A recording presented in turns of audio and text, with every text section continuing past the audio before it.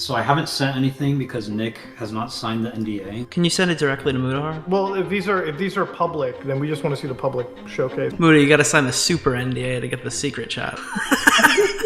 With everything else that I've seen from other hunters, like, it didn't matter what anyone else had to say, he doubled down. I have gotten approval from every single one of them for everything I've shown. And for everything I'm all of the nothing that you've shown, you've got everyone's approval. I've been getting their approval. Nicholas, we asked you to platform us after you platformed counter narratives and you refused. Hey, what's going on, guys? It looks like today we'll be giving the people what they want. My name's Nicholas DeOrio. Hopefully you've seen my 2 videos on MamaMax. One dropped last week and the other one dropped today. Okay, where's Nicholas Day dipshit? Okay, why would you not make that announcement and then end the video here and then make a second 30-minute video and release it the next day on like YouTube Premiere? You could have milked that so much harder.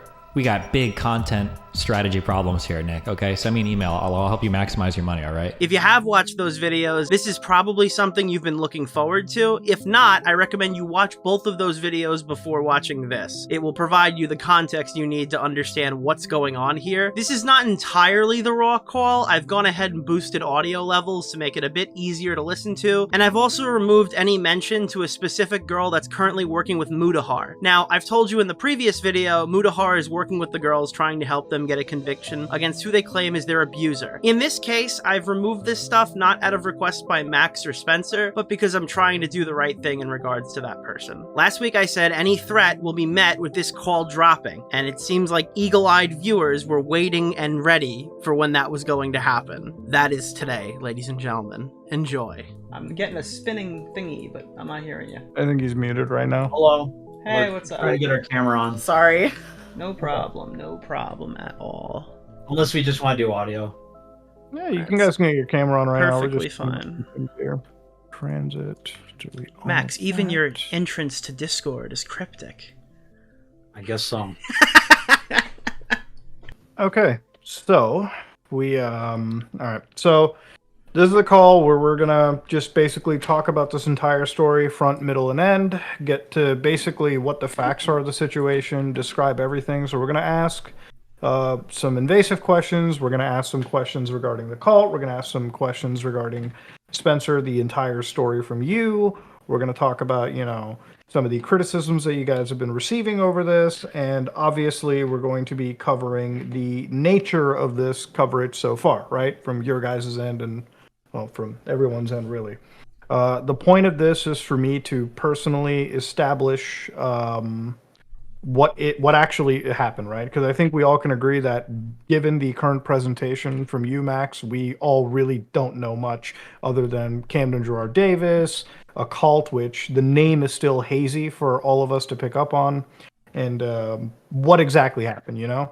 I think we all can understand that a 4-hour podcast may be a little bit too much for most of the audience to truly sift through.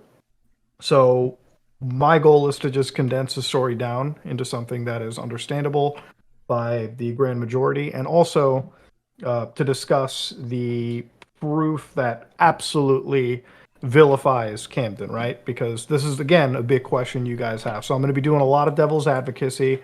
I'm going to be doing a lot of, you know, due diligence, as I always do in a case like this. And yeah, so we all get to start, guys? Yes. Yeah. Can I just ask one thing before we begin? Okay. Sure. Sorry, my notes have disappeared. Oh, okay.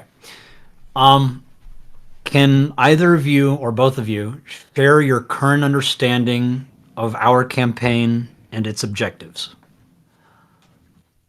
Nick, you want to start? Sure.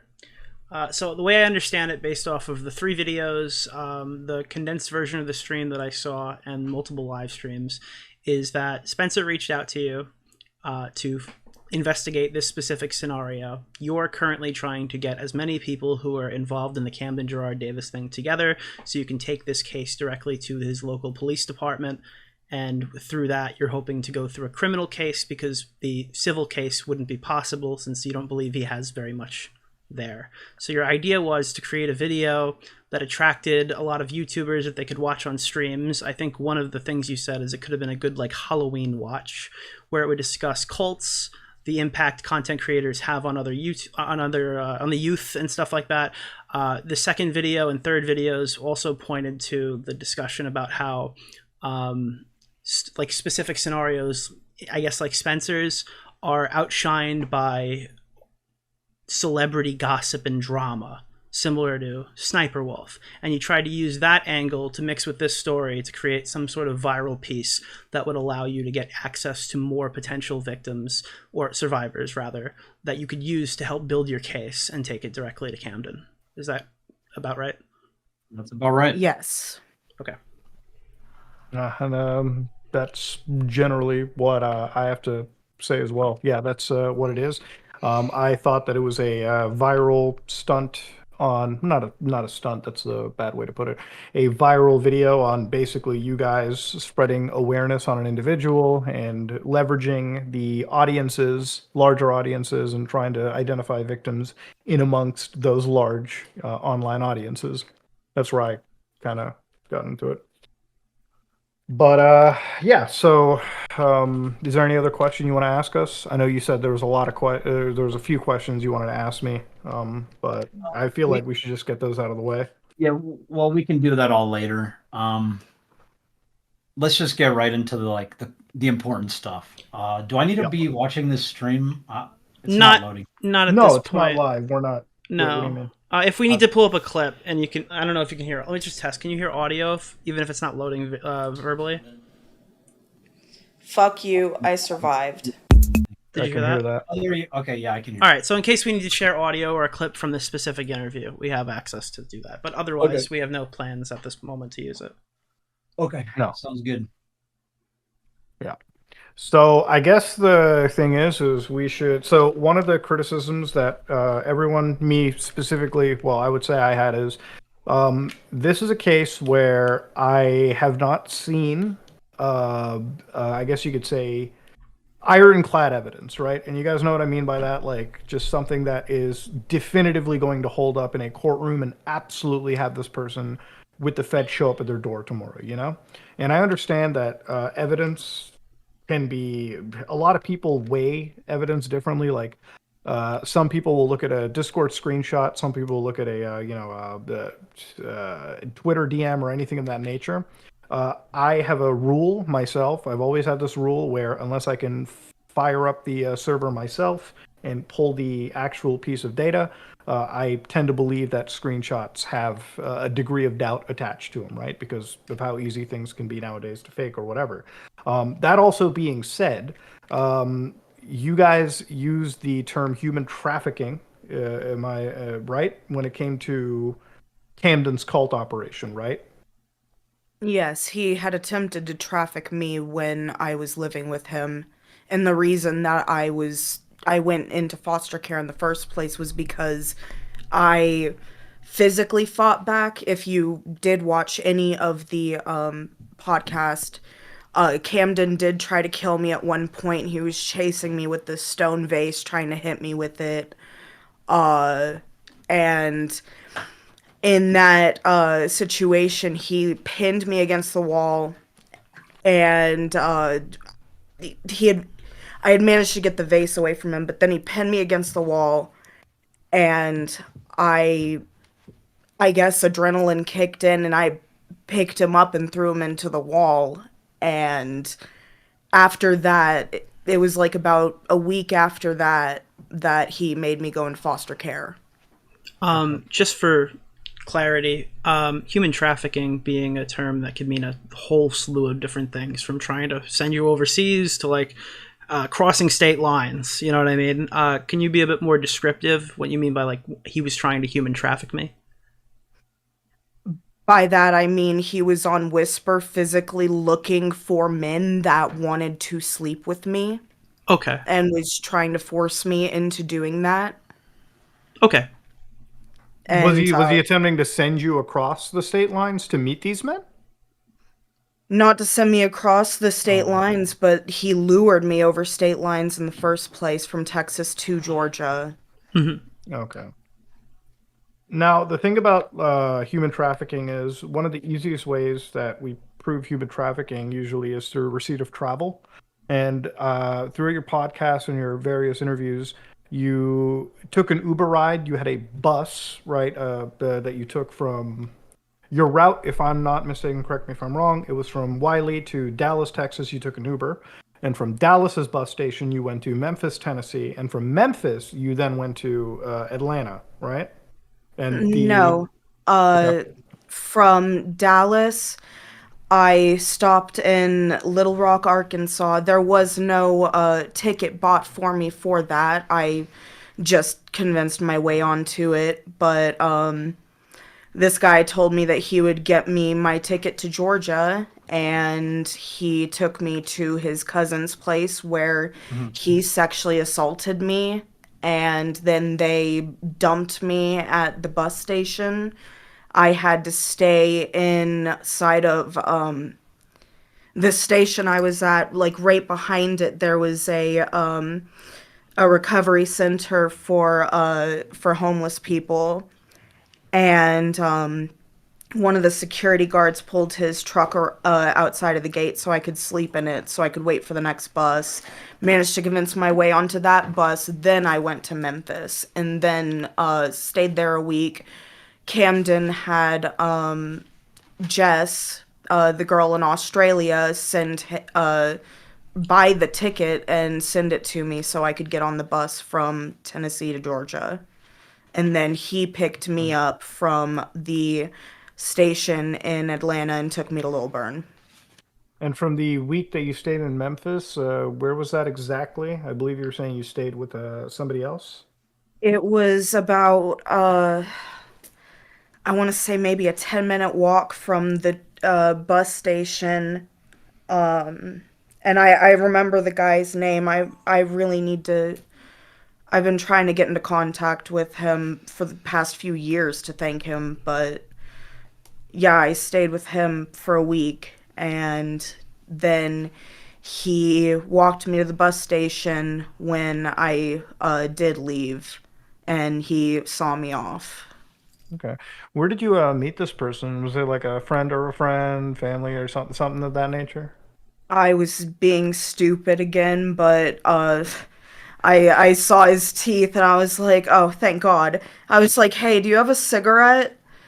And we went outside and we smoked cigarettes together. And he was like, you remind me a lot of my daughter. And yeah, he mostly just went to work and let me chill at his place and watch movies. And you were 16 at this point, correct? Yeah, I told him I was 18. Gotcha. Okay. And this Uh, entire time I was still in contact with Camden. okay. And so when you got to Georgia, where did you initially stay? Did you immediately move in with him or what happened? Yeah, so after I got to Atlanta, somebody let me borrow their phone so I could call Camden. He came and picked me up, and he his mom was at work, so he went into the house. He opened his window and like pushed um the screen out because his brother was still home. Okay. And I climbed in through the window, and immediately he initiated sex. Okay. Um, at the time, what was the age gap between you meeting Camden and what was the age gap roughly? Uh, I want to say 2.5 years because his birthday's in December. So throughout the entire time you were speaking, this be it on social media or in person, he was 18 and you were 16. Yeah. Okay. Okay. So you lived with Camden for how long, roughly? I want to say maybe 3, 4 months. Okay. All right. So 3, 4 months. And how many other people were living in that house?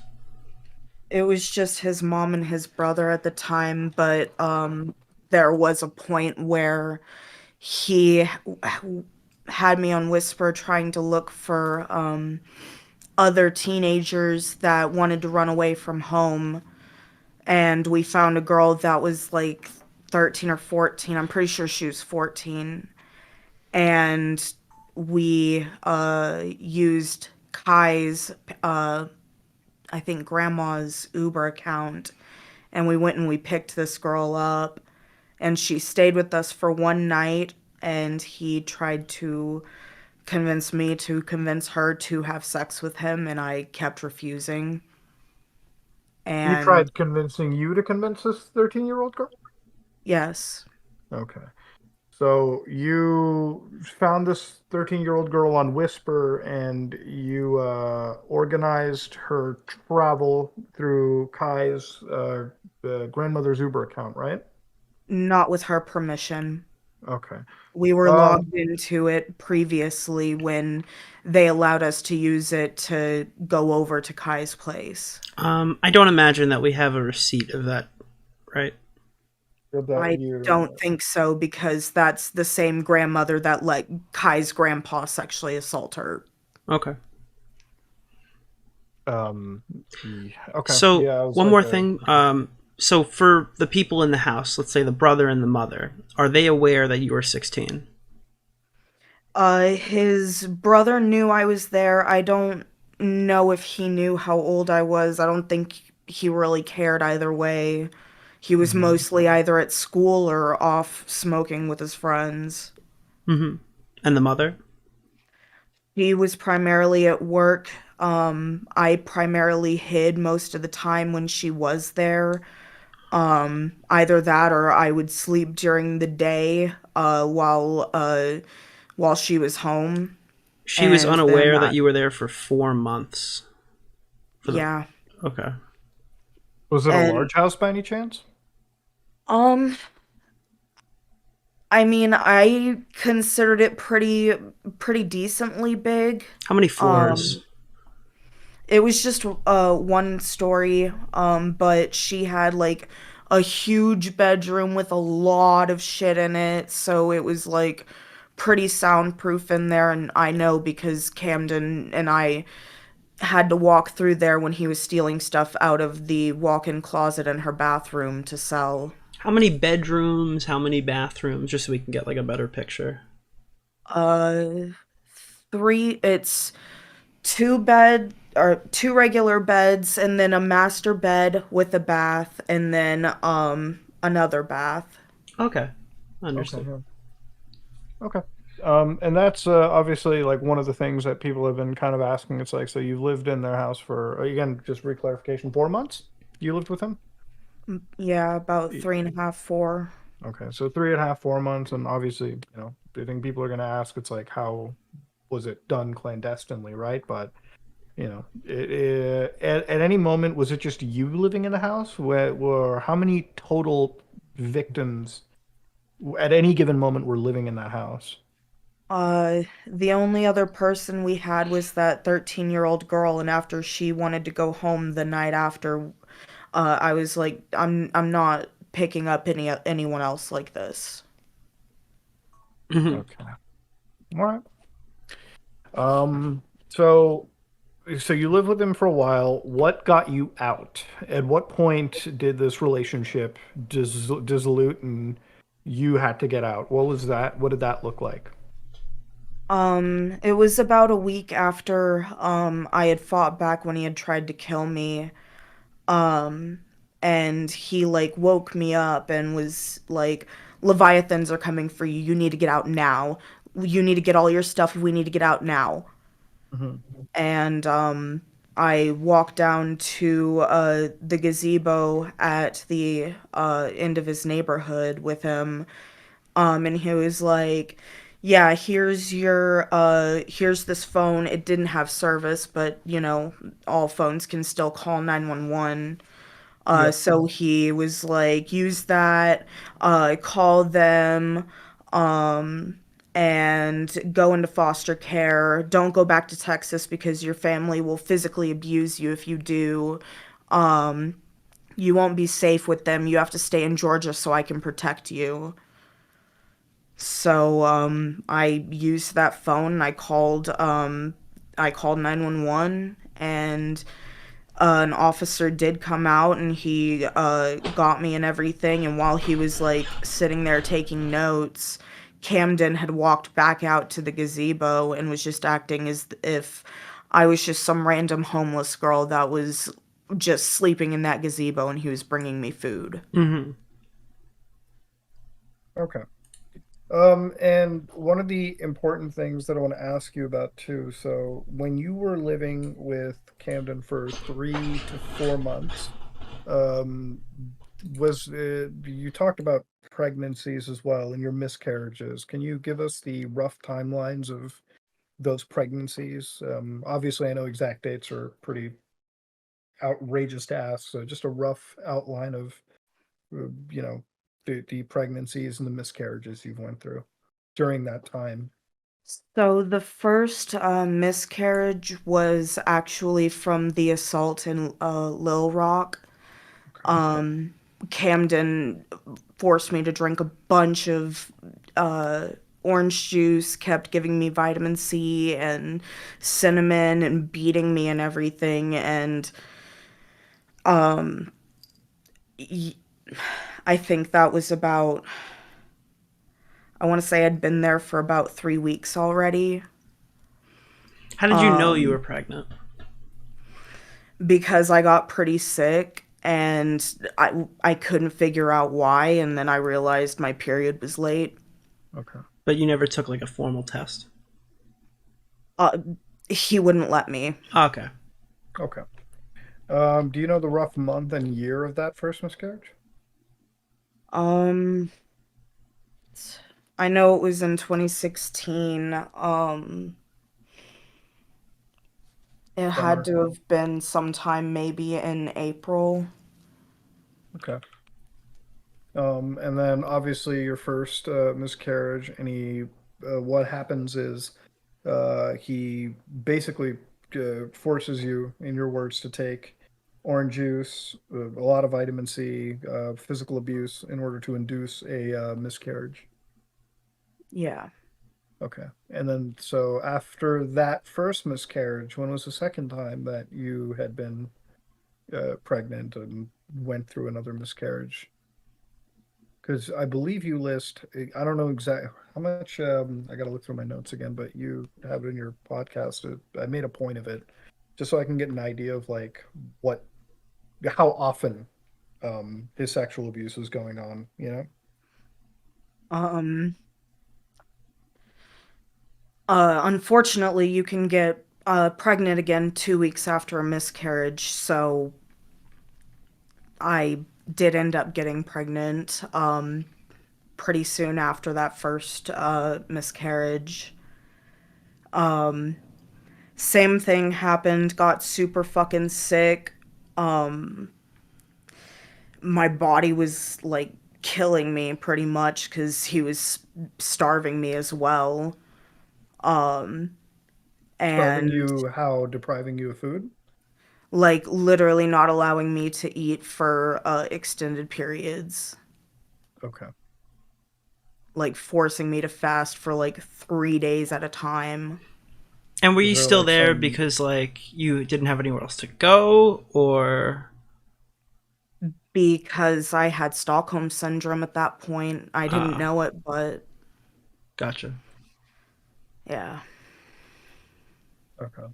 Um, d- so one of the things that we always like kind of ask is when there is a psychiatric diagnosis, and in this case, I assume you weren't diagnosed by a medical professional. Did you see any medical professional at all during this stay in Georgia?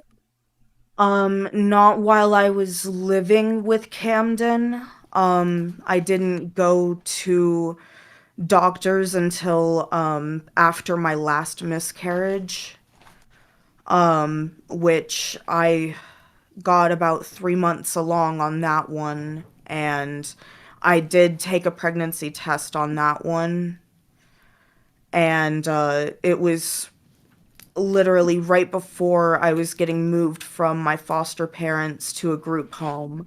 He told me to come out and see him, so I had to find a way to do that. And when I got there, we were outside of his house, and he started, he told me, hey, I have to teach you how to fight again. That's usually what he'd do when he'd start beating me. So he's And giving you combat training or something. yeah, saying that I needed to learn so I could quote unquote protect myself. But he started beating me, and he saw me trying to cover my stomach, and that's when he like pushed me to the ground and like held my hands up and just wailed on my stomach. And I didn't go to the doctor for it, but that period was the absolute fucking worst. And this, I assume, is the third and final miscarriage, right? Yeah. Okay. All right. So total 3 miscarriages. This one went 3 months along. Yeah. And did you get a DNC done by any chance by a medical professional? I did not. I didn't know to ask for one.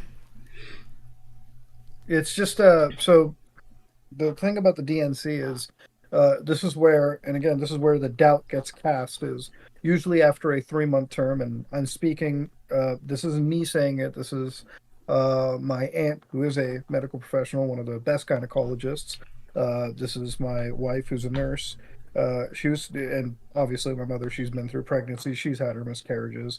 The thing about a DNC is if you don't get it done, there's no way to prove that obviously the entire fetus has been removed, and the risk for infection is almost guaranteed at that point. So that's where a bit of, obviously, I'm sure you've read the Reddit, I'm sure you've read the people critical of this situation, and this is a big sticking point for them.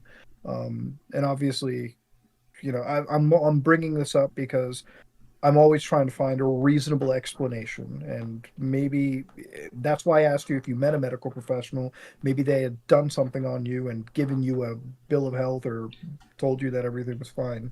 That's where it gets a little, dicey. I mean, I did go to a gynecologist once when I was in the group home. That was after the miscarriage. It was about a month after, and I was like, "Hey, can you check to see if I have PCOS or something? 'Cause I didn't realize that miscarriages had fucked my periods." Yeah. So, they did the intrauteral 3D ultrasound to check everything out, and there was nothing there. Okay. So wait, so you didn't go to a doctor or anything? I thought before you said that after the third miscarriage you did. Was that what you were talking about with the gynecologist, or? Yes, so that's the only doctor I went to, but I didn't go to one like right after the miscarriage. Okay. I was too scared to, because Camden kept telling me, if you go to a doctor, they're gonna find out about all of this. They're gonna find out about the supernatural. They're gonna find out about God. They're gonna find out about everything. You need to keep this under wraps. You can't tell anyone. Mm-hmm. Can you so it's great that you mentioned about like this God and everything, and Camden bringing the supernatural. At the time, you were 16 or 17 when you guys were discussing these religious things. Cult traits, yeah. Yeah, exactly. Yes. So 16, 17.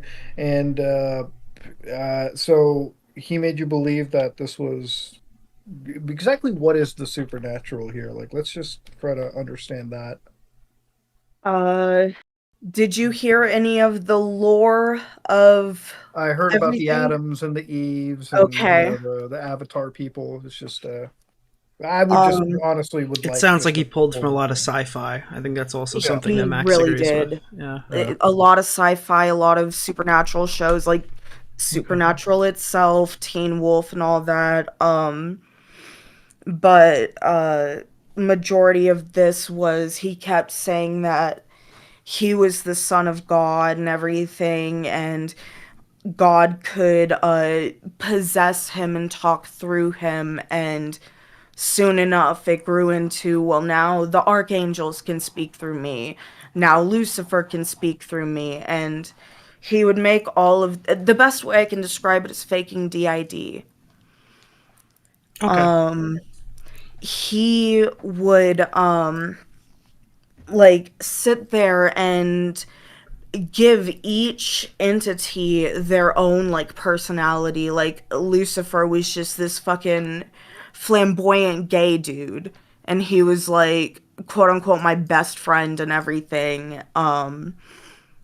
And he would like do that so that you had what you thought were other people to talk to, so you weren't just with him, so you weren't quote unquote isolated. Mm-hmm. So a lot of Christianity, a lot of the tropes from there. And so one of the things I want to ask you is like your mental state at the time. What led you, in your opinion, to easily be manipulated? And again, I'm just going to state it for the record. I was 16 at 1.2. And I'm sure most people were. When we hear that, it, at least to me, it comes off as readily apparent the guy's a fucking nut job, you know? Like, I'm not going to believe that personally. I wouldn't have believed that at 16. So that's why I'm asking what your mental state was like at the time. What led you to be easily suggested by what many assume to be outlandish, you know? So I had what I would call ghost experiences, maybe. And he would kind of play into that. My mental state honestly was not the greatest. The year prior, I had actually attempted suicide stupidly with a fucking belt. It didn't happen. The fucking belt broke. The next day I had one of my, because I was living with my fifth cousin and his wife, and they were mentally abusive towards me.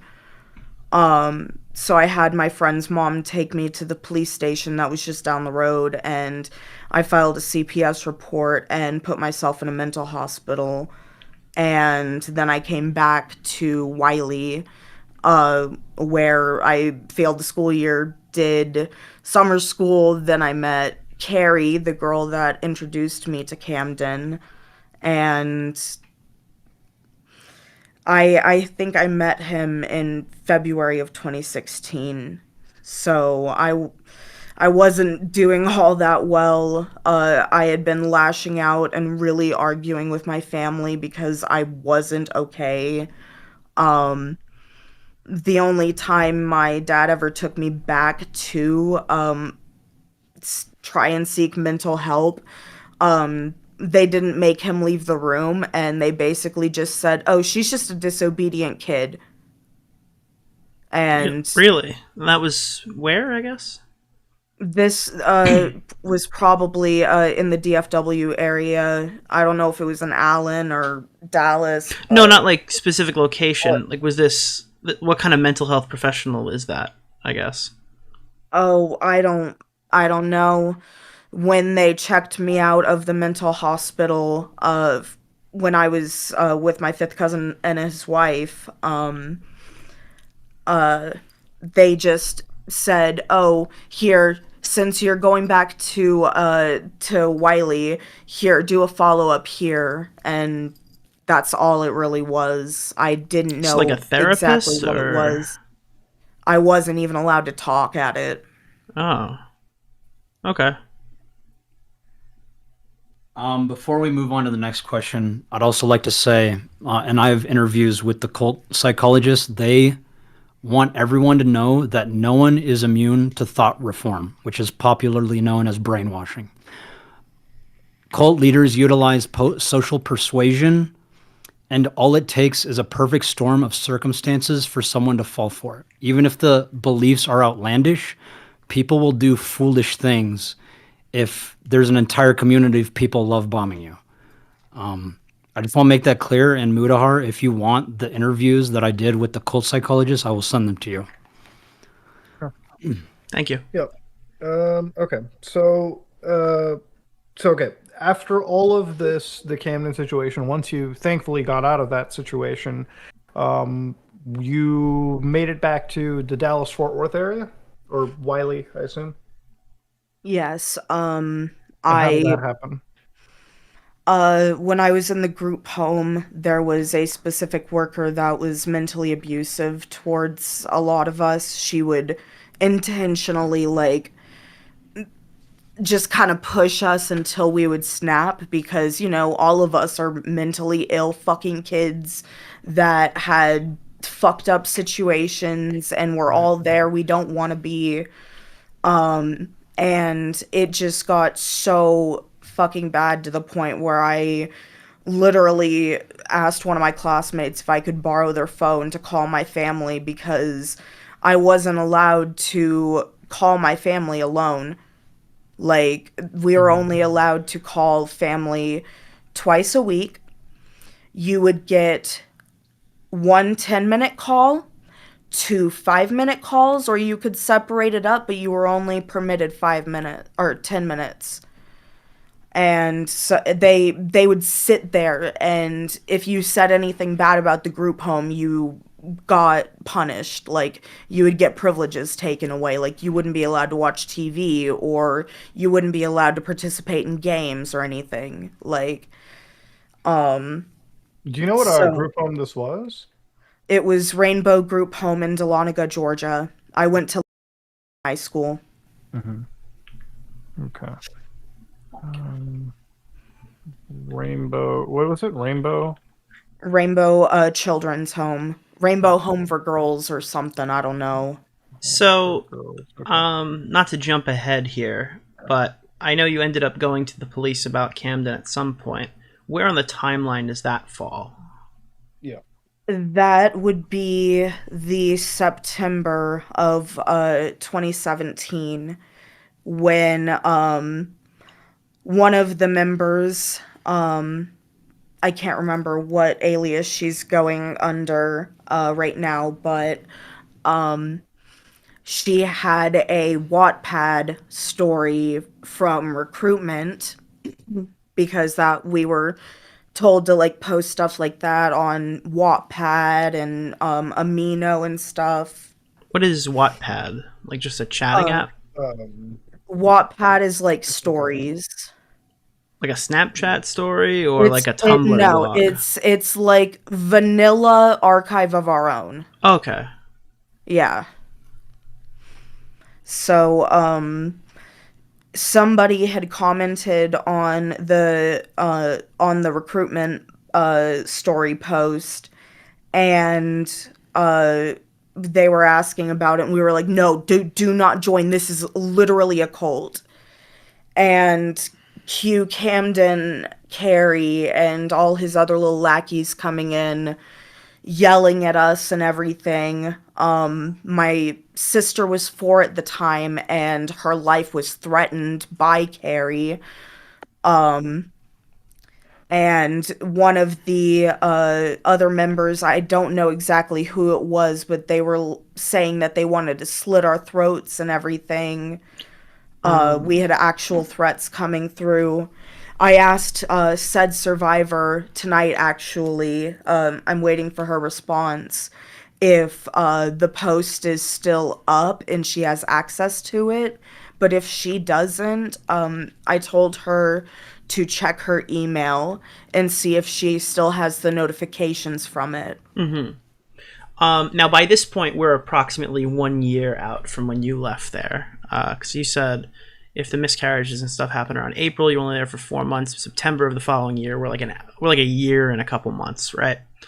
Yeah. Now, have any other girls moved in with Camden? Are these interactions strictly online? Is he like physically involved with any other women at that point?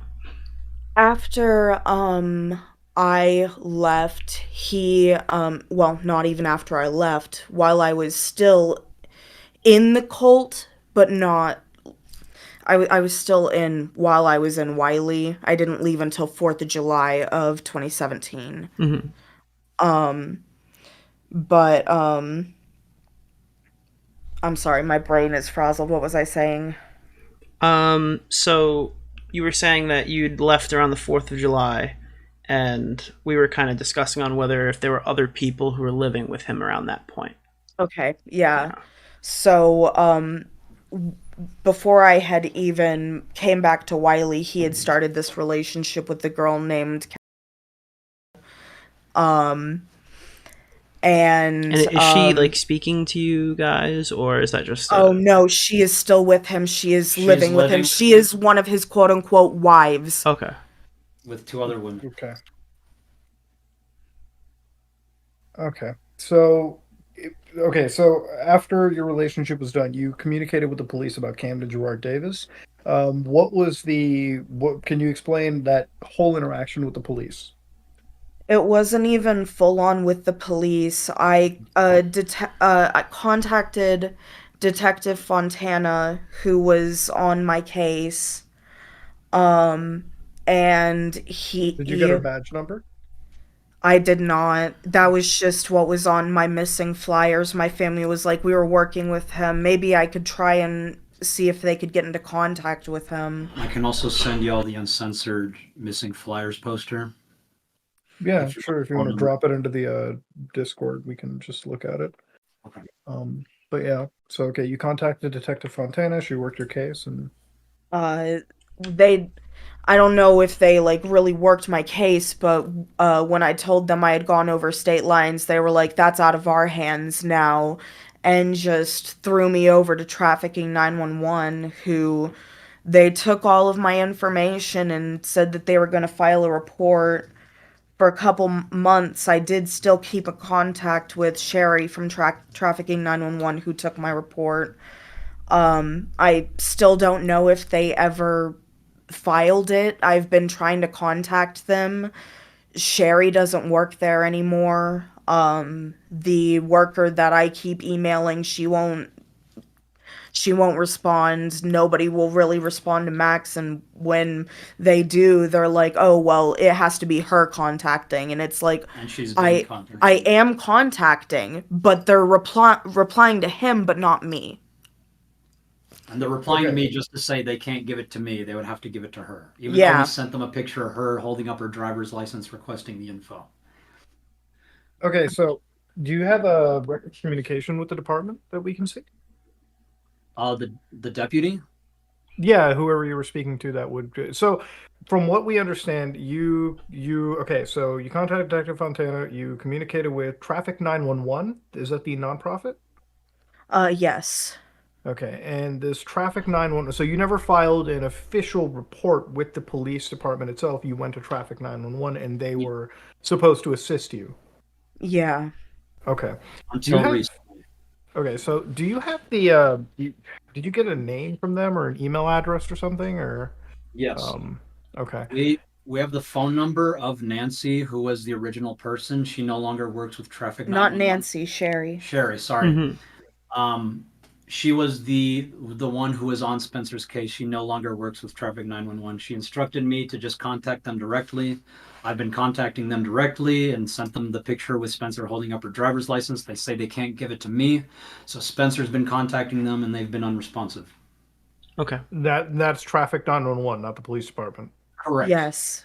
The Okay. police department, we have a recorded phone call of that if you want to hear it. With Baldwin County PD. Okay. And this was in relation this was so the thing that I'm trying to understand is after this whole Camden Gerard Davis situation, the first communication you had was with the police, right? And that was Detective Fontana, who is underneath your that's what I'm trying to understand. Traffic 911 is a nonprofit. I'm just trying to understand the nature of you guys and your first interaction with the police. I'm sorry if I'm not Here, getting that confused. honestly, we don't even have to send you the flyer. Just look up Shelby Slayton missing poster on Google and it'll pop up. Missing poster. Okay, so this is from Missing and Homeless Facebook. I see it right here. Since March 18, 2016. So this missing poster,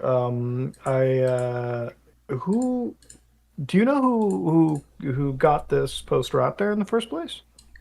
I believe it was probably my aunt. I don't know. Okay, so your aunt was the one that initially tipped off the organization. I think it's For the One or whatever, and they were the ones that put this out. You So when you got out of the Camden household, this is after the group home, right? Because you went into a group home just after you left the house, Camden's house. Yes, this missing poster is from the day that I ran away to go to Camden. Okay, so this has existed since you were Ubering to Dallas, Fort Worth, and then the buses to Arkansas, Memphis, the whole route. Okay, Yeah. so and what I'm trying to now, what I'm asking is like, so after the whole Camden situation, you lived there for 4 months after the group home. Is that after you communicated with the law enforcement for the first time? Can you repeat the question?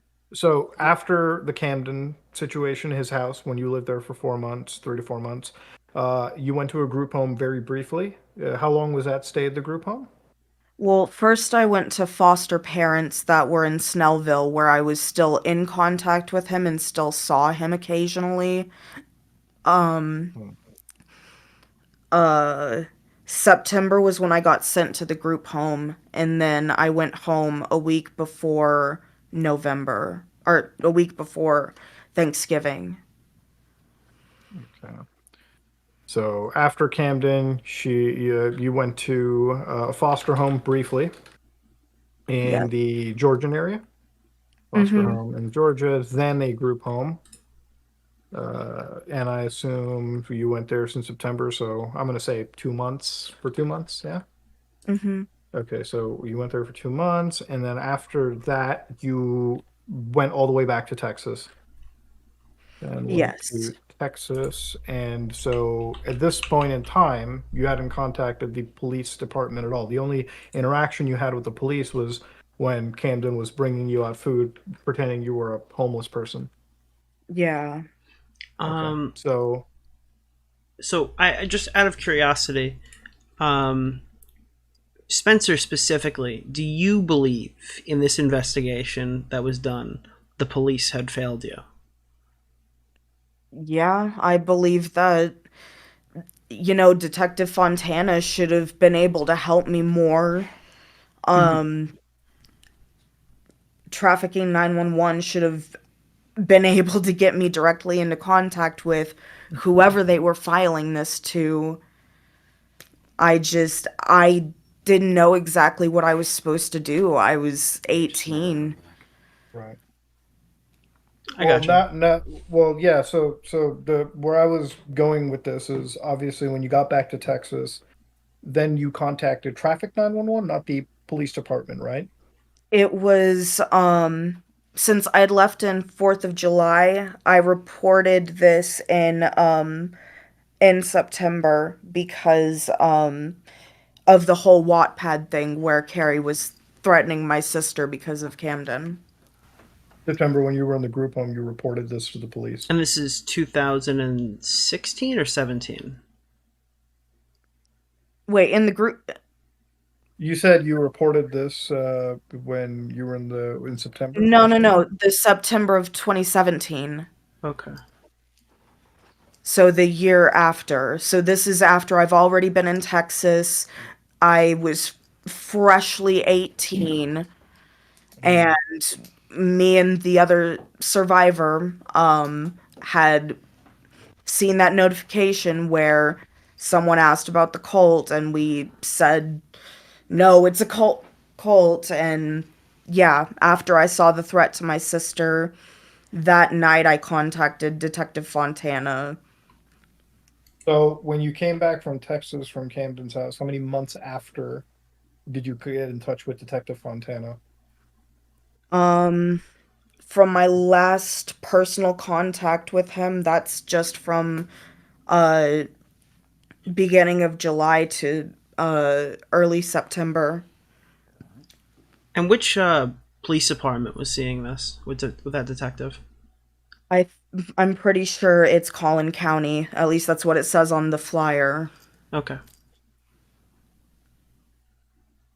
Okay, so you contacted the law enforcement agent, I want to say 12 months after you got back to Texas, right? Because you said a year later, this is in 2017, so it's safe to say that you contacted law enforcement for the first time 12 months after you got back to Texas after your whole ordeal. Yeah. And that was you contacting Detective Fontana of Collins County, right? Just call Collin, in. okay. Yeah. Yeah. Okay. So Collin County, and where's Collin County located? Uh, Texas? it's right right out of DFW. Northeast of DFW. Okay. Northeast DFW, that's it. Northeast DFW. Okay. So when you contacted Detective Fontana, right, what was that initial conversation like?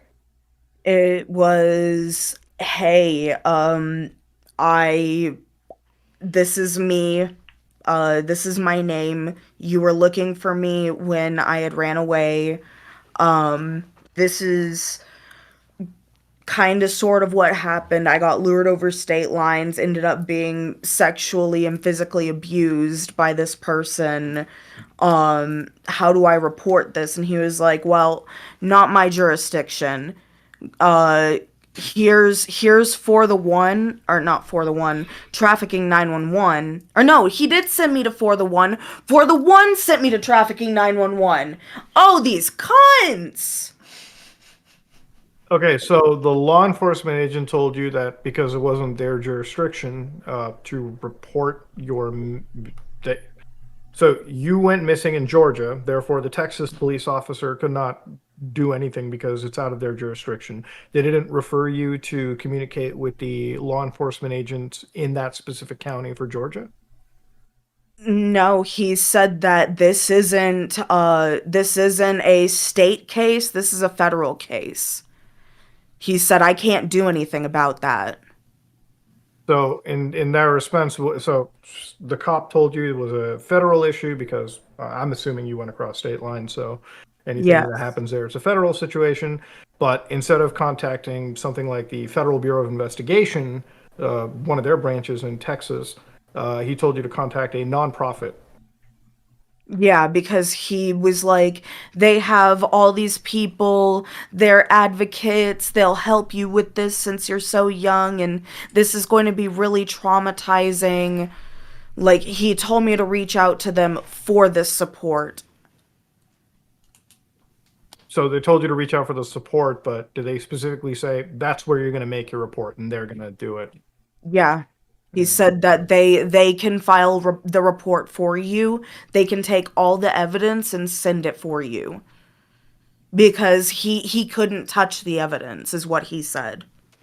At no point did the cop ever try, maybe referring the case to the Federal Bureau office in Texas or in the Dallas area. I don't know. It was literally at night when I was calling him. I think he just wanted to get off the phone at that point. Okay. Yeah, that's see the and again, this is where I said in the beginning of this I was going to do the devil's advocate stuff is usually when a law enforcement agent can make the distinction that it's not their jurisdiction, but then they said it's federal, their next answer should not be a nonprofit organization because, nonprofits, law enforcement can work with them, but usually if they're out there to make a distinction between whose jurisdiction this is, they would probably refer you to the FBI, which does in fact work with a lot of kidnapping, a lot of human trafficking cases. It's actually one of they're the primary chief investigative agency when it comes to that in the United States. So that's where, again, just me obviously playing devil's advocate and obviously covering this as objective as I can, that's where it can be tough, right? To sort of understand. The cop made this distinction. It really seems like, I wish I could honestly hear this call or this. I really wish this was done over email or something, and we would have seen the law enforcement agents do that. But, so you went to Traffic 911, and they're the ones who were supposed to do this for you. So after you had made your initial report with them, what happened after that? Well, Sherry and another worker from Trafficking 911 drove all the way out to Wiley. They picked me up from my house and we drove to the coffee shop, Shoemaker and Hart on Ballard Street in Wiley. And they had their little laptops and their notebooks and everything. And I was telling them everything from start to finish, to literally to the extent of, hey, one of the other members of this group that I was really close with, she was convinced to send nudes and then was later blackmailed with them. Like, I told them everything, gave them every photo, every screenshot, everything that we had. Of course, we were young. We didn't know what to screenshot, what was pertinent. We didn't know we should record calls. And So you sent child pornography across the internet, right? Because you were under 18. I didn't send any pornography myself, but Camden did record a video of him and myself when I was 16 and living with him. I know that's probably still floating around out there. So if you were an unwilling participant in child pornography, why did you report that to the law enforcement agent at the time? Like, did you report that to Traffic 911? Did you report that to I Detective reported that to Fontana? Traffic 911. I talked about it to the detective too, and like I said, he still said, not my jurisdiction. We also have screenshots of her chatting with Sherry from Traffic 911. Okay, now, see, this is again where I'm just gonna straight up say it. If you told Detective Fontana that there was evidence of child pornography and you were the victim, they would never. They would immediately have thrown you to the federal bureau right there because again, it's child pornography, and they would absolutely It have. depends on the Yeah. it depends on the officer. I can attest to this. I have reported the distribution of CP to law enforcement, and even when I was in contact with the police on the phone, they kept saying, that's not my jurisdiction, go to this one. I would call that one. They said, this is not my jurisdiction, call federal. I report it through CyberTip and the FBI page, and nothing would ever happen. We've received. But Max, you have to admit, like, you're saying you talked to the detective in person, right, Spencer? You said that there's child pornography of you floating around. That's a little different than, like, I found this hub I didn't online. say that to him in person. We didn't speak in person. Like Yeah, I but said, over the phone, though. it was over the phone. But yeah, And you're saying you're all having he like a said was, one-on-one interaction. I mean, yeah, but like I said, all he said is that's not my jurisdiction. I was 18. I don't know the legal system like that. Oh no, I'm not blaming you. Please don't take it No. that way. I'm No, just, no. I was like pointing out that like there's a difference between Max, who is hunting pedophiles and providing evidence to try to get people thrown in jail, and like a girl talking to an officer directly. Yeah. Because Yeah. that's one of the big things that should have been like a big red flag when you guys were talking about this. I feel like initially in your video, if you had told us that, hey, I talked to Detective Fontana, and I told Detective Fontana that there is evidence of child pornography, and she did not follow that up with the Federal Bureau. Because that's the thing, the Federal Bureau immediately takes that 100% to heart. And it goes beyond like this isn't like writing a cyber tip line or something. This is an actual verifiable human being talking to another verifiable human being who then has to, it basically is compelled to write a report. Otherwise, everything falls on their shoulders and that department itself too, if it's And not adequately reported. And that's why we say we are willing to sue, like, the law enforcement agencies for failing them, because we know there has been neglect for this case specifically. Okay. So have you guys communicated to the Federal Bureau now about child pornography existing? You being a Yes, victim? I've filed tips on the website that like the actual FBI website. That was given to us by one of the lawyers who specializes in cults. Other survivors have done it as well, including the other one who, Ishmael, the one who also was solicited pictures from because she was 14. We've been trying now. I mean, it's kind of damned if you do, damned if you don't at this point because it's been so long.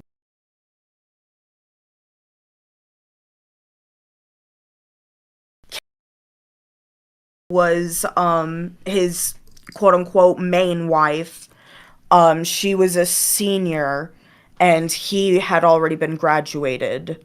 This was like right after I had come back to Texas, and I didn't even know about this specific group of people, but he apparently did have a whole group in person, and the people living with him are members of the cult. There is 1, 2, 3, 4, 5, 6 people total living there. So Okay, so and just one thing too. This is jumping ahead a little bit. We'll go back. Camden owns firearms as well too, as he leads his cult. Yes. So he's currently armed and dangerous. And a Yes. threat He's to human attempted beings. murder. He is literally attempted murder and had the 2 men living with him commit crimes for him. Is there any booking or Yes. docket of this? Yes, smash and grab. So Muta, there is a evidence chat that you cannot see that is only for the survivors. We are currently we have a private channel and a public channel. The private channel is specifically things we want to wait to show. There is evidence of crimes that were committed and the money was gotten for him. All 3 of his wives were arrested on felony shoplifting because he would tell them to literally steal anything and everything that wasn't tied down so that they could sell it for money. They would sit there and break into smoke shops and steal Delta 8 weed, like the legal weed. Yeah, in Texas. Yeah. Well, that's in Georgia. They've got it too. So they would steal that and they would mix it with like real actual marijuana. now And these are they all would sell obviously that. like adults at this point, right? Like these are none of these are Yes. minors, because if they were arrested on felony charges, that would be a whole set of red flags. Yes, but the 2 other wives were underage when they were first brought into the group. Is there any name or like case number that I can pull up this public record of a smash and grab and these felony shopliftings? Max, do you know where it is? Yes, I do. Okay. Do you want me to send it? Yes, please. Sure, yeah. So I haven't sent anything because Nick has not signed the NDA. Can you send it directly to Mutahar? Well, if these are public, then we just want to see the public showcase of. Yeah, these if records. it's Okay, that's fine. the public like report of the smash and grab. Muta, you got to sign the super NDA to get the secret chat.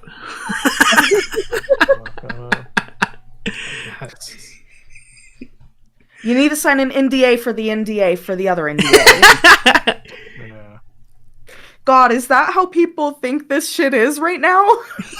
A little bit. I Yeah. mean, a little bit, yeah. It's the problem is with you guys' story is you guys are bringing up this. So okay. So these public records, which I'm about to see, are of people that were under Camden, and they had felony charges for smash and grabs and felony shopliftings. Not grab those and then the one of the guy. Yeah. See, like this kind of information, if you had brought it up, would absolutely bring his character into question in your initial videos, and I think that's where people's stress comes out The of. thing was, we didn't meet these people until after we did the awareness campaign. Yes. So we literally reached out to them on the 1st of this month. Yeah. So I hope it's becoming clear why we did the awareness campaign first. Yeah. Well, the other thing is I also want to look at these reports, and obviously reports are one thing, but I need evidence that connects the report to Camden. He is living at the same address as Camden. I mean, I'm not gonna say his address, but it's easily findable online. the thing is even if you are living at the same address, you have to provide a receipt of communication or something that proves that he was the one that led him to do this. The thing is, my brother could live with me and he can rob a bank tomorrow. That wouldn't necessarily mean that I told him to rob a bank for me, right? That could be entirely out of his volition. That could be entirely out of his own decision making. That, you see where I'm getting at? So this is where I say, like, whenever you talk about these situations or you bring this up, you got to have 100% proof linking these things together, because that's literally what he could say. It's like, I didn't say anything to them, and then you guys, the burden of proof is on you because you made the accusation in the first place there. You bring Well, up Oh, sorry, you can go, Max. Oh, thank you. So what we could do is have Rick Allen Ross appear as an expert witness, since he is a verified cult psychologist and he has appeared as an expert witness to testify against cult leaders and explain cult psychology to a court of law. And he might even be able to deprogram these individuals for the criminal case against Camden. But Like, But that how is would he one get of our access to goals. people who are still like in contact with Camden? What was that? How would we get access to people who are still like in the direct living quarters of Camden, like people who are still there? How would you be able to decultify? I forgot what term you used, but how would you actually get to that? Program. Deprogram. I mean, there's one part that I can't really talk about because it is like we're getting evidence together, and it is going to be like full, like, heavy stuff. there's a lot happening behind the scenes. Well, it's Yeah. all happening behind the scenes. We're not able to discuss it yet. This one in particular is like the big behind the scenes. Like, all I can say is, like, we know a way to get into contact. That's all I can say. Are you? It's like, go ahead. Sorry. No. Okay. So do you, I guess, have a layout of what his current living conditions are? Is his mom still in the picture? Brother still in the picture? You know where he lives, but do you know who populates the house? He's been lying to members of the cult, saying that he killed both his mother and his brother. They have nothing to do with him. One of the other addresses that he used to live at with one of his friends, I think that dude cut him off. But he's living with, it's the 2 men and the 3 women that are his quote-unquote wives. Okay. Yeah. So, Max, do you have those police reports, by the way? I'm pulling them up right now. Okay. So, all right. So, again, the whole thing is, so he's got this cult. These people are not doing criminal actions on his behalf. He's armed and dangerous. Have you reported this to the FBI, the ATF of the area, like Yes. or any branch? And what did Yes, they say about it? When we try contacting Baldwin County right now, they're saying that, oh, well, we can't really do anything about this right now. And right now, So, okay, so you've explained to law enforcement clearly he's armed and dangerous, and he refused to do nothing. that's so far. We're going to contact them again and, try and urge them again. There's only so much that we can do, being states away. Of course.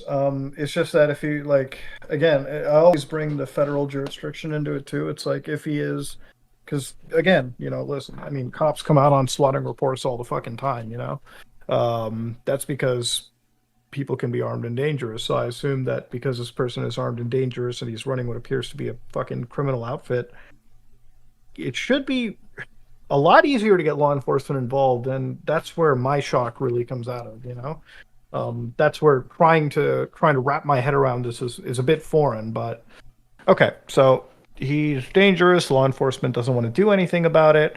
Um, is there any reason why this evidence that you guys have under an NDA is a huge concern of mine too? Obviously, I think asking any YouTuber or any personality to make a PSA, right? Let's say on this situation, without letting them have access to the evidence that they can use to discuss this individual in their PSA, that's where the issue is, and that's why the campaign to really hit the influencers has fallen flat, because obviously I'm sure people like Nick, you can't cover something unless you can see the evidence instead of just a witness testimony. Same for people like me, or Turkey Tom, or Moist Critical, or really any person on the internet. That's an issue, and you guys do understand that, right? Yes, so I would like to explain my position on this. Sure. Okay. So the purpose of the NDA is to protect the survivors. Like, Okay.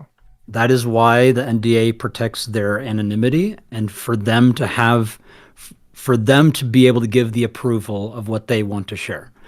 But we do want to like let people in and see like what is occurring here.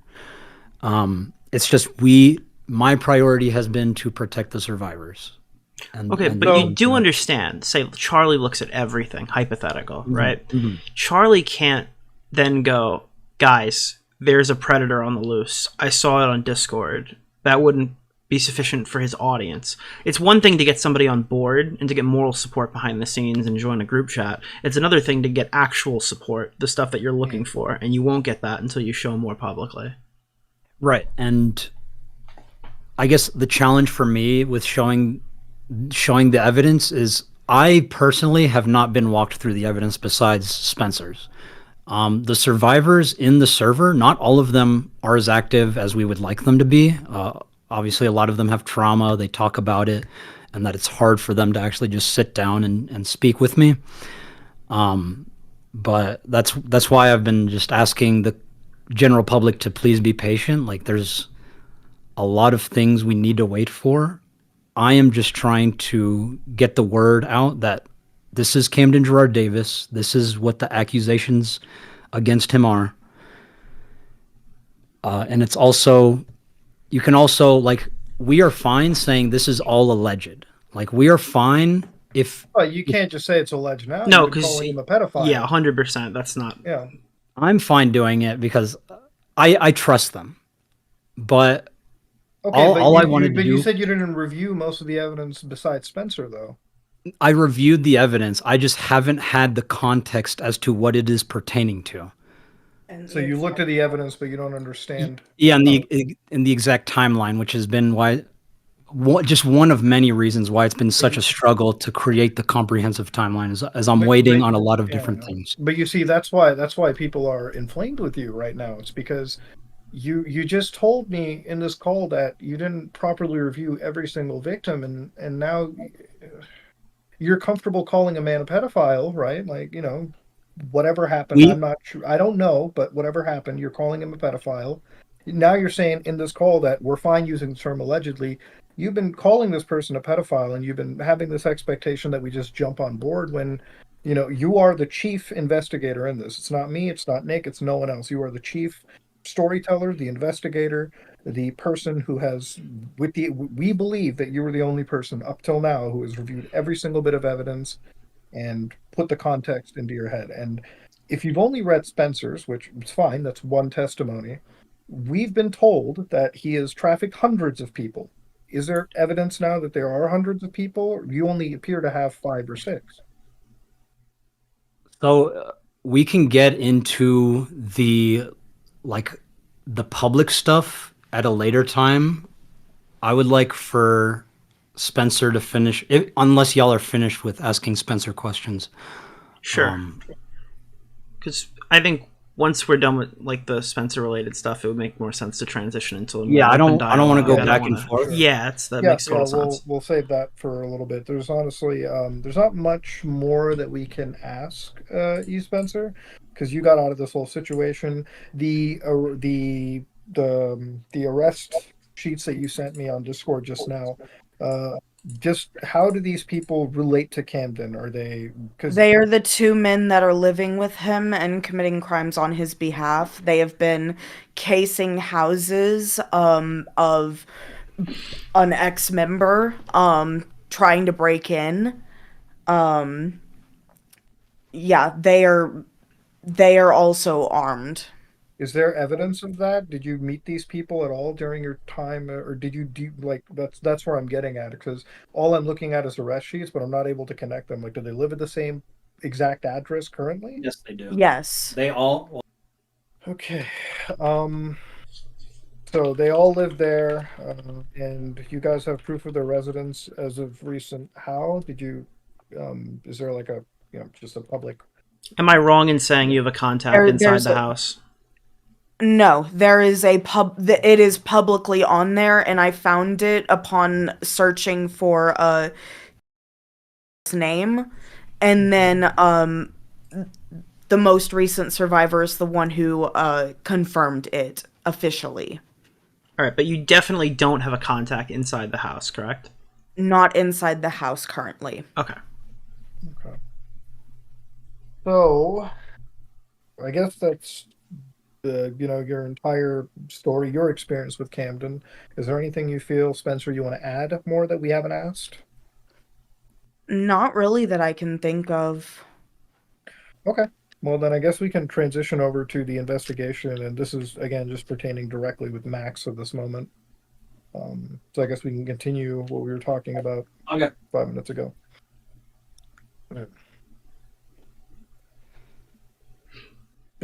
All right. So, feel free to ask questions. Do you feel like you're in over your head? I feel like I need help with this, and that's why I've been asking for help. Wait, Well, I mean- asking who for help in particular? Every influencer in my contact list, I have asked for help. But what does Charlie have to offer you on this kind of case? Has Charlie done this before? His voice, his reach. Voice and reach We've is had a one thing, conversation. but when you spoke to Mutahar specifically, you said, like, I could have used this advice months ago.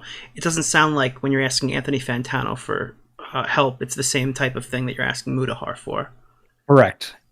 It is all. I'm asking for help based on the strengths of everyone I know. Okay. Yeah, but okay, so we have a reach on our platform, but that doesn't immediately put us into an expertise to handle a situation like this. Do you agree? Well, you specifically, Muda, in terms of investigations, I think you are optimal. Yeah, but when I'm doing investigations, I mean, you can agree that I'm always bringing the facts and the evidence to the table. With your videos on the subject, there hasn't been much evidence that we've been able to see. And I know that it's all behind an NDA, but you've been calling this person a pedophile, and today we're literally discussing that you didn't properly review the evidence pertaining to anybody else but Spencer. So now how am I, if I had went along with what you said, that makes me very irresponsible, right? I don't see where you're going. If I was to tell you, hey, listen, this guy financially scammed his audience, right? And you blindly went on it, you would go with the assumption that I have absolutely vetted the evidence and I have the, story down to a T, right? I don't want you to come in blindly and like just do what I say based on what I'm saying. I wanted what is happening right now, a conversation with a survivor and her walking you through her evidence. Mm-hmm. That is why I've been inviting people to the server. That is why, I don't want y'all to like just start making it like I want y'all to like get in and look at this with me and, determine what needs to be done from there. Can you break down your mindset of why you decided to go through the campaign the way that you did? So, when Spencer initially reached out to me, this was like 2021? Yeah, April of 2021 is when we first met in person. April of 2021, She explained everything that happened to her. She said she was a fan of my channel, and I wanted to do this project with her. I just told her that I would like to finish my current projects first. If you want me to hand off this project to someone else, I will reach out. And Spencer, do you remember what you said? I literally told Max, I don't want anyone else. I want you on this. So, And why was that, Spencer, that you specifically wanted Max? Because with everything else that I've seen from other, I guess, pedo hunters, the way Max was going about it in the videos that I had seen at the time, it just he was putting himself out there and literally catfishing predators and trying to get that evidence. And I was like, I mean, if he can do all this, maybe we could find a way into the cult one day and get all the evidence and implicate the shit out of Camden. What part about Max's investigations really drew you in? Just his persistence on it and not giving up on it. Like, it didn't matter what anyone else had to say, he doubled down. And that's how I feel with the few people that are still in support of Max in this situation now. I feel that they felt the same way that I did then. Okay. So to continue from there, Spencer wanted me. So by the time I finally got back to her, this was after I had been canceled. This was after all of the disinformation campaigns against me. And this is when I started looking into cult psychology, and reading books on it and reaching out to cult psychologists, because what is occurring in our society, and I'm sure y'all have seen it too, like, there is so much disinformation, there is so much blind belief, and I know it may seem like I'm contributing to that, but we do have the evidence to back up everything. I just You have I'm the trying evidence to to- back up that he's a pedophile. pretty much. Would you say so? Pretty much. I mean,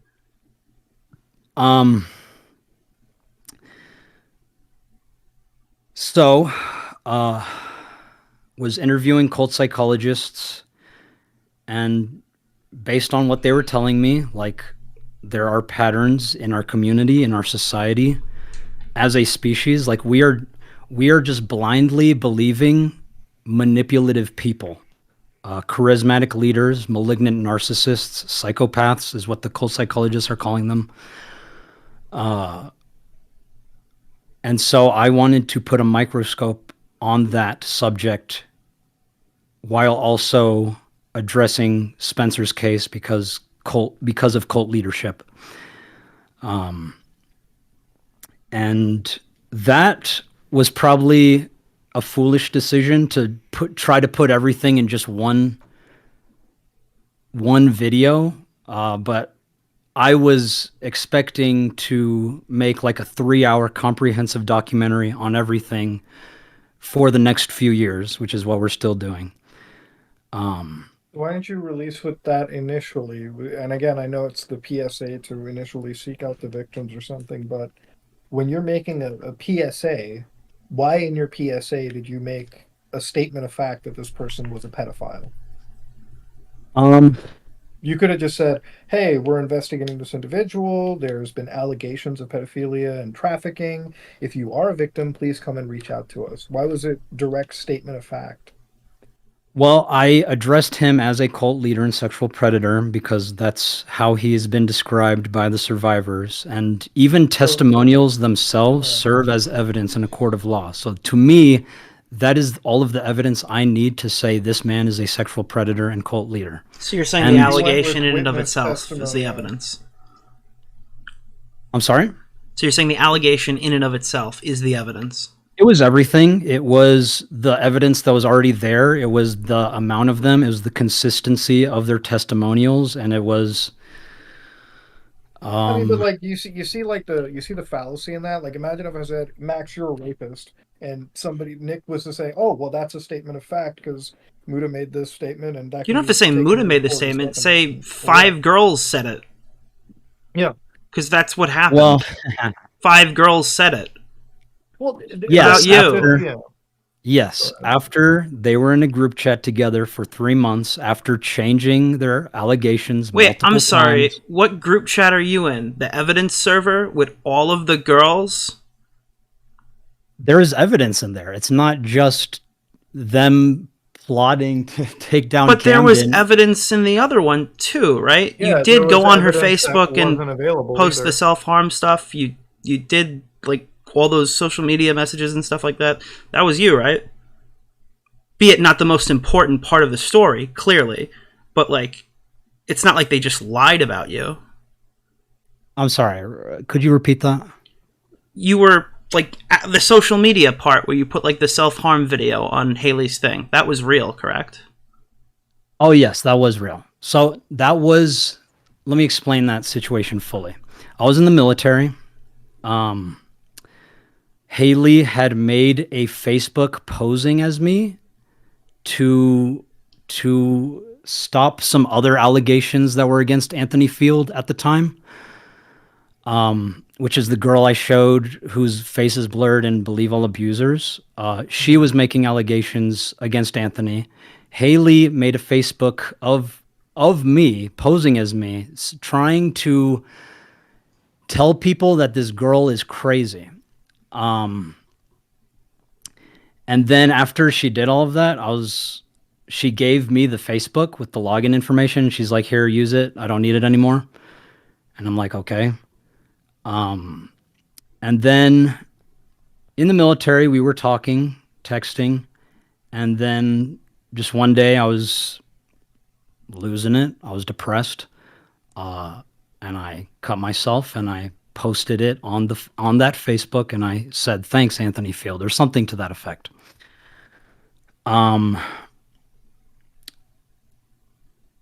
Yeah, I would say that is certainly evidence of something.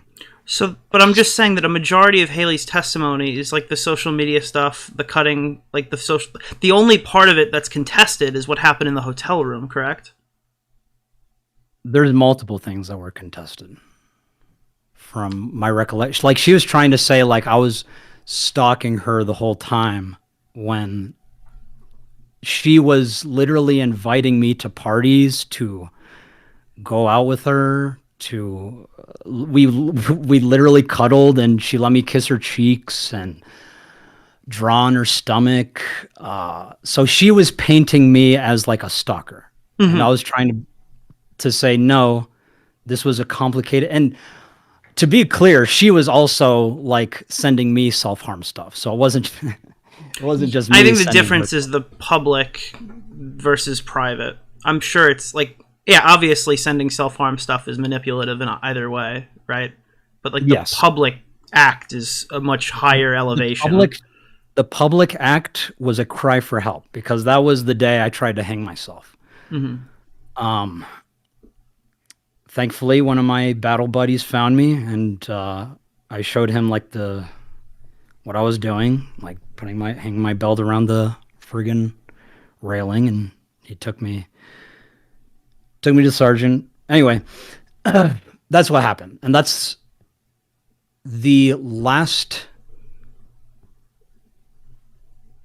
one of the last interactions I've ever had with her. The actual last one was I tweeted at her saying sorry. And then, but that was after I got out of the military, months later.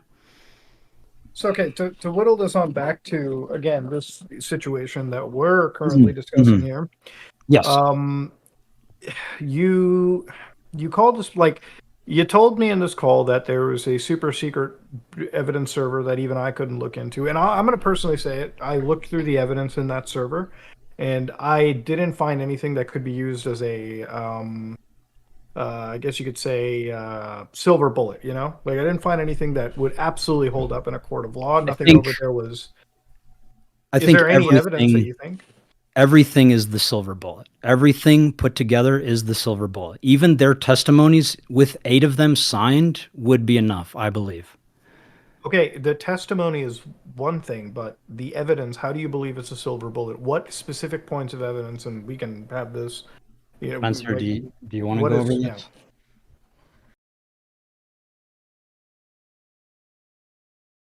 Okay, so this evidence proves that he is a cult leader. Okay, so to ask, so you've talked about like these. So first off, I'm just going to say it, like a testimony by itself would not hold up in a court of law. That much I think we all can reasonably agree on. That alone will never do it.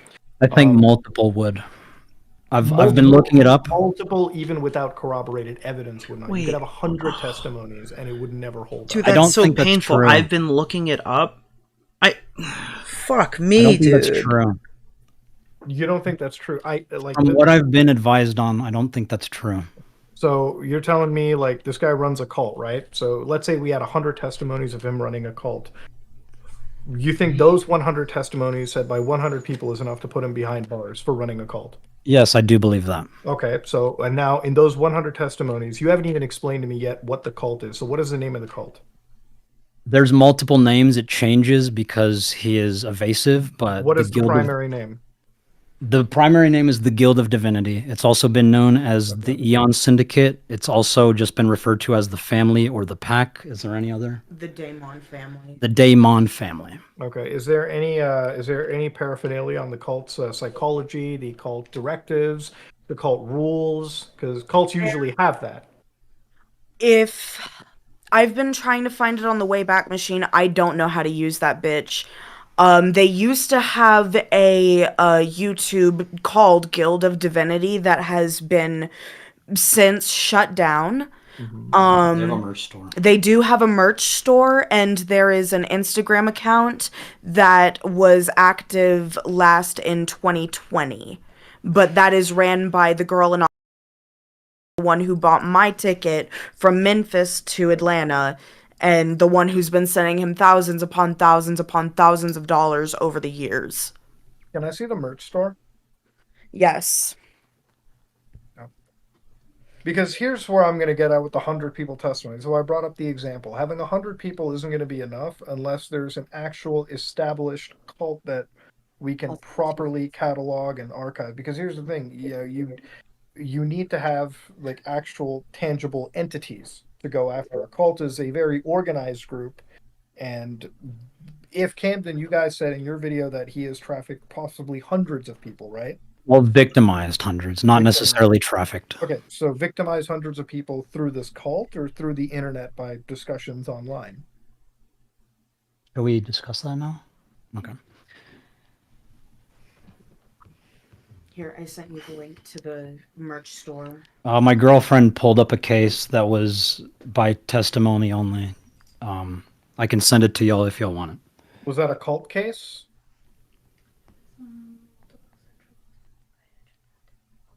Multiple sexual assaults by gymnastic medical doctor.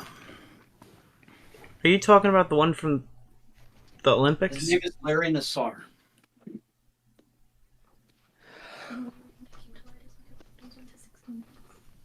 Ah, interesting. Yeah, it only came to light because it was on 60 Minutes. Yeah, sorry. Oh yeah. So There's the merch store. that's the merch store. The link to the Instagram is at the very bottom of it. There's also a few emails attached to it. We kindly ask you do not reach out to those until everything is. Particular reason why I can't reach out? Or would they belong to Camden? Yes. Okay. And is there any reason why I shouldn't reach out to them? Just for It his would- comment? It would either be Camden or it would be the girl in. Who is sending him money? Yeah. So she's one of those that is quite literally die for him. And this would be little birdie 1234 Jalexa. Alexa, whatever her name Yes. is. Okay. Yes, that is one of her aliases in the cult. So I hope it's clear why I'm so willing to just call him a cult leader and sexual predator. I feel there's enough here. People have gone by with a lot less. Even Charlie has called people pedophiles without any hard evidence. Who specifically? Who was it? Was it Sneeko? Bro, I mean, Sneeko was literally defending the shit out of cuties. Let's not pretend. Come on. All right, well, that's my argument. Like, you know how many clips of him on Kick with Zerka exist of him saying minors? Or come on, like it's comparable to Anthony Field with multiple testimonies against him. It's comparable. Wait, you have Anthony Field saying that he's attracted to children? Because that changes everything. Well, to Mr. Girl specifically, to Mr. Girl and Vito specifically, but Anthony Field, we have chats of him saying Max convinced me I'm a pedophile. But okay, but are they sarcastically done? Like, come on. I think a testimony is enough to put it out there. I fully disagree. Yeah, and especially when it's your sister's friend, right? And your sister saw it. That's like totally inappropriate. I mean, how is that not more pertinent than someone saying they're attracted to girls and cuties? We also have a testimony from Spencer. Yeah, that's another thing I wanted to ask about. What does Spencer mean that he like went and like disguised himself to go meet sophomores, like going back into the high school? What is that? So, in the Wiley ISD school district, once you hit 5th grade, your school uniform is any color polo shirt, and black khaki or navy pants. He would literally just dress like that and walk into the school to have lunch with freshman girls. And it's not that hard to get into the school during lunchtime. And he did this periodically? Like this was something he did often? I saw it a couple times, but yeah, I ended up moving lunch tables because I had a whole thing with my table. What year was this? This was it'd be after 2014. It was 2015 because it was right after I had come back to Wiley from Houston. Gotcha. Yeah, because I mean that's around the time I graduated, and I don't know, maybe we went to different types of schools, but like no, that would not have gotten like the security would have escorted you out. It was a freshman sophomore table, and the girls that he were sitting with were definitely freshmen. And dressing up as a student is like without going through the office, showing his ID to get a badge saying, "Hey, I'm visiting someone for lunch." So this is what I'm saying. There's multiple things against Anthony Field. For me, I feel comfortable saying he is a pedophile. I don't feel he could do anything to me legally for saying that, because if he were to, the girl who made the testimony would come forward and testify against him. So she has his dick pic and has timestamps of when it was sent. That's real, that exists? He does not have his dick pic. So what does she have that she could come forward with? Just her memory. But wait, so you don't think that you could legally be held liable for the statements you're making if he were to sue you because you have someone who can come forward and tell you it happened? Well, I am just documenting what she said. No, you are calling him a pedophile. Correct. And to be able to successfully sue me for defamation, he would have to prove that I am lying, which I am not, because the girl is real and she sent me those DMs. Wait, which DMs did she send you? Telling me what Anthony Field did at the end of Believe All Abusers. Okay. So if Charlie can call Sneeko a pedophile because he said he's attracted to cuties, I think a testimony with multiple witnesses would be enough to call Anthony Field a pedophile. So why is there no evidence that this happened if you're saying that this was done in I believe you said like your sister had seen this with her eyes. So like This was a Snapchat that the girl did not save. so it was open in front of a group of people then. It was open at dinner at my house with my sister looking at it. Can we get the ages specifically to this situation, I guess? It was 14, but she looked 9. Like she's currently And he 20 was something and she 18? still looks 12. He was 18 or 19 at the time. Okay. And that's another thing is the fact it's just everything. Like how can you not see it? I don't know why you're using how can I Sneeko as not a see it? comparison. No. I'm just saying when you see a specific. So let's say you're reached out to someone that you know that you've known your entire life, and they're like, "Hey, this dude sent me a dick pic when I was 14. Can you say something about it?" And you ask others about it, and they can verify that it did happen. Why would you not say something about it? I think there's a difference between why wouldn't you say something about it in a social setting to other people in your area saying, "Hey, this is pretty weird. You should probably stay away from that guy," and blasting it on your YouTube channel at the end of an abuse allegation response video. I think you know exactly what you were doing there. It was pertinent to the video. When I was watching the lyric stuff, anytime the Anthony Field situation came up, you said it was his behavior that's evidence enough. So that when I say behavior, that's everything that's all encompassing. That's similar to why Charlie can say Sneeko is a pedophile is because of his behavior. Is because No, he says because Charlie has a clip of Sneeko saying something on record in 4K that he can pull up on his stream, and then you can't just go, Sneeko is a pedophile, end of conversation. You go, Sneeko is a pedophile here because of example A, example B, example C. You're saying All Anthony examples Field of is a pedophile because somebody texted me that. That is not comparable, not in any version of the word. I think it's more than the Sneeko saying he's attracted to children on a clip.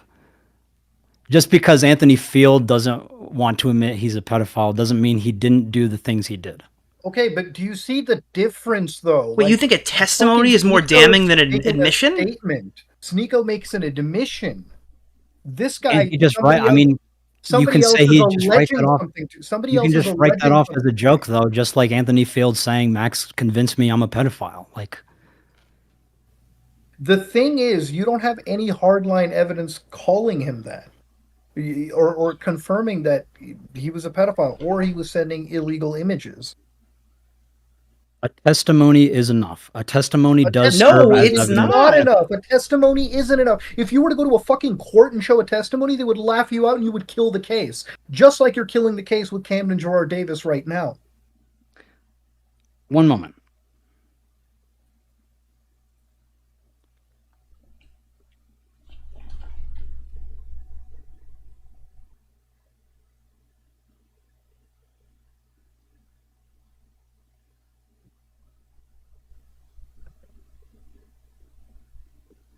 And let's see, what is this? Oh, not ChatGPT, bro. Okay. So, look at what I just sent you. Yeah, you sent me a ChatGPT prompt, not a fucking legal definition. I mean, we can argue legal semantics all we want. No, We're we're not lawyers. arguing semantics. We have to look at exact definition, Max. This is the problem with this situation. You're going in with evidence that can't be 100% corroborated. You're going in with allegations as an evidence. Courts would Why- laugh you out. Are we talking to your lawyer, ChatGPT, right now? Like, Yeah, what this the is- fuck this is going on? Right here, bro. Come on. Judge- You know if I make a video on this is what I have to work with. How do you honestly think I can take your side? Logically, if tomorrow I was like, oh, where's Max getting his legal definitions? Oh, ChatGPT. By the way, ChatGPT has also been getting fucking dumber over the last few months. I mean, come on. If the judge and jury find a witness statement credible, they can charge or convict you of a crime based solely on witness testimony alone. That is from BergenCriminalAttorney.com. Y'all can look it up. Show me We can argue this all Show me day, that Mutahar. definition. Show me that definition, not the ChatGPT. Why'd you not bring me that one? I am giving you multiple. Like, give me the one from the legal definition. Why'd you bring me ChatGPT? Link me that right now. We'll read it together. ChatGPT understands the legal system. Like, Okay, even again, you're joking with me. I don't think this is a fucking joke, Max. I actually don't think this is a joke. I think you are fucking over the victims by doing this shit. This is why I'm fucking mad at you, because you're bringing ChatGPT and you're telling me it understands the law. So what? It's a fucking lawyer? Does it have is it registered under a bar license somewhere? I mean, come the fuck on. Show me the link you just talked about. You want to? I sent it. Grab it. Okay. Fucking hell. No fucking. Holy shit. Dude, this is crazy. Why are we bro. getting angry? Why are y'all so defensive? Literally, you're ruining a fucking case. That's why I'm getting fucking mad at you.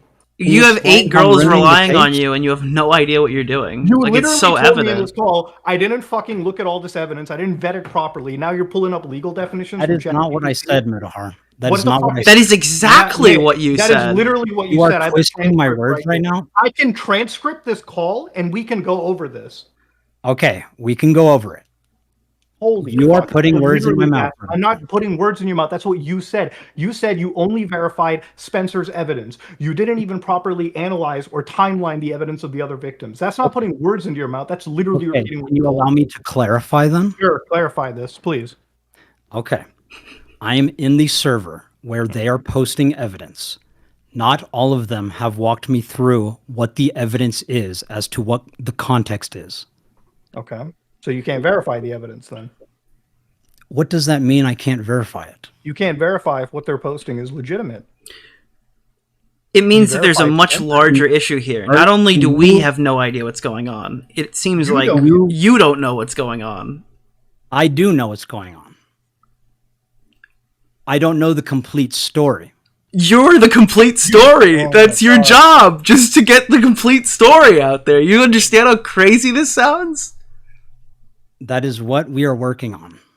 Why did they come to you? I don't understand. You clearly have never done anything like this before.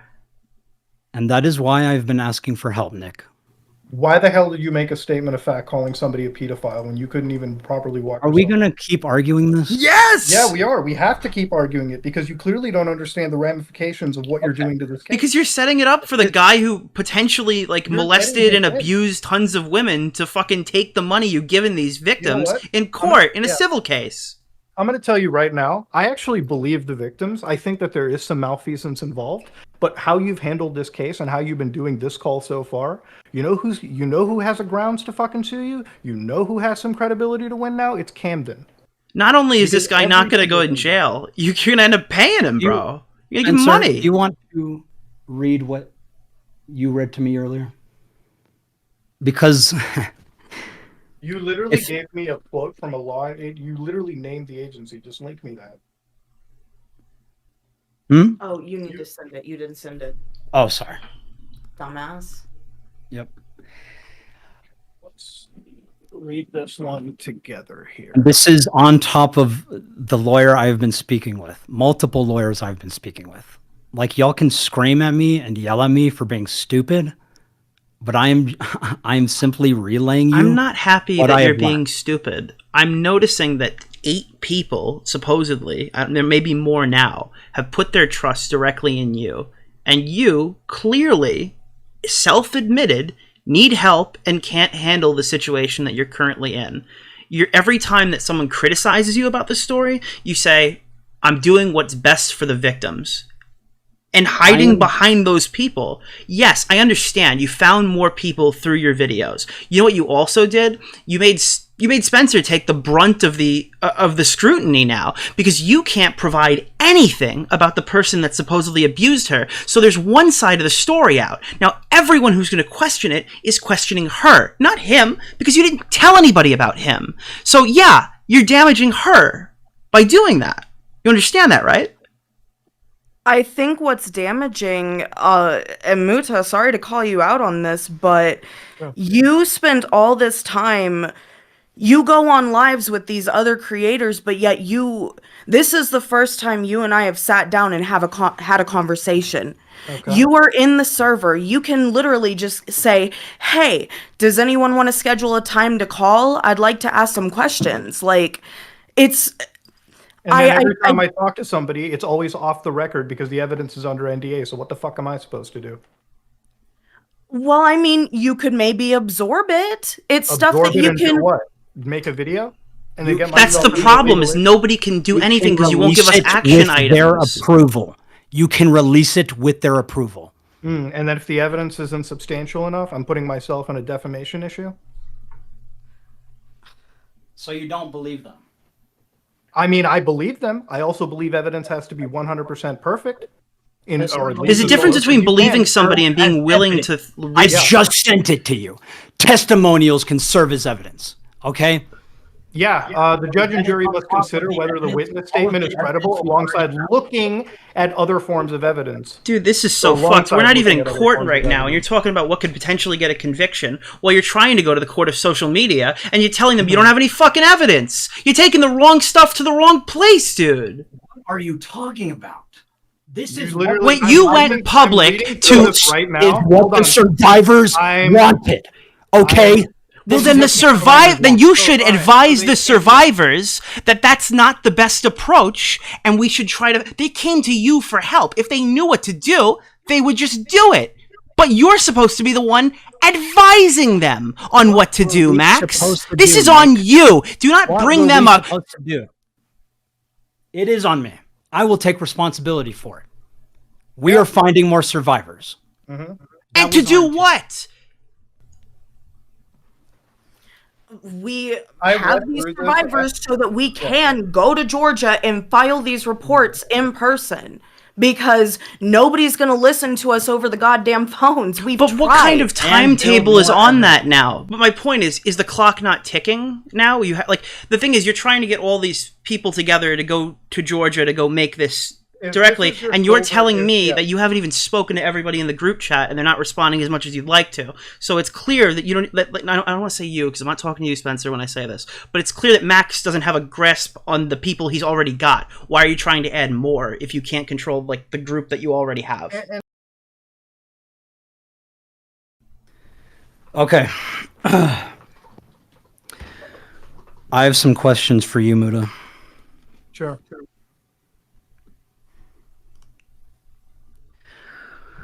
Why did you choose not to respond to our direct communications, yet publicly lecture and criticize us in public streams?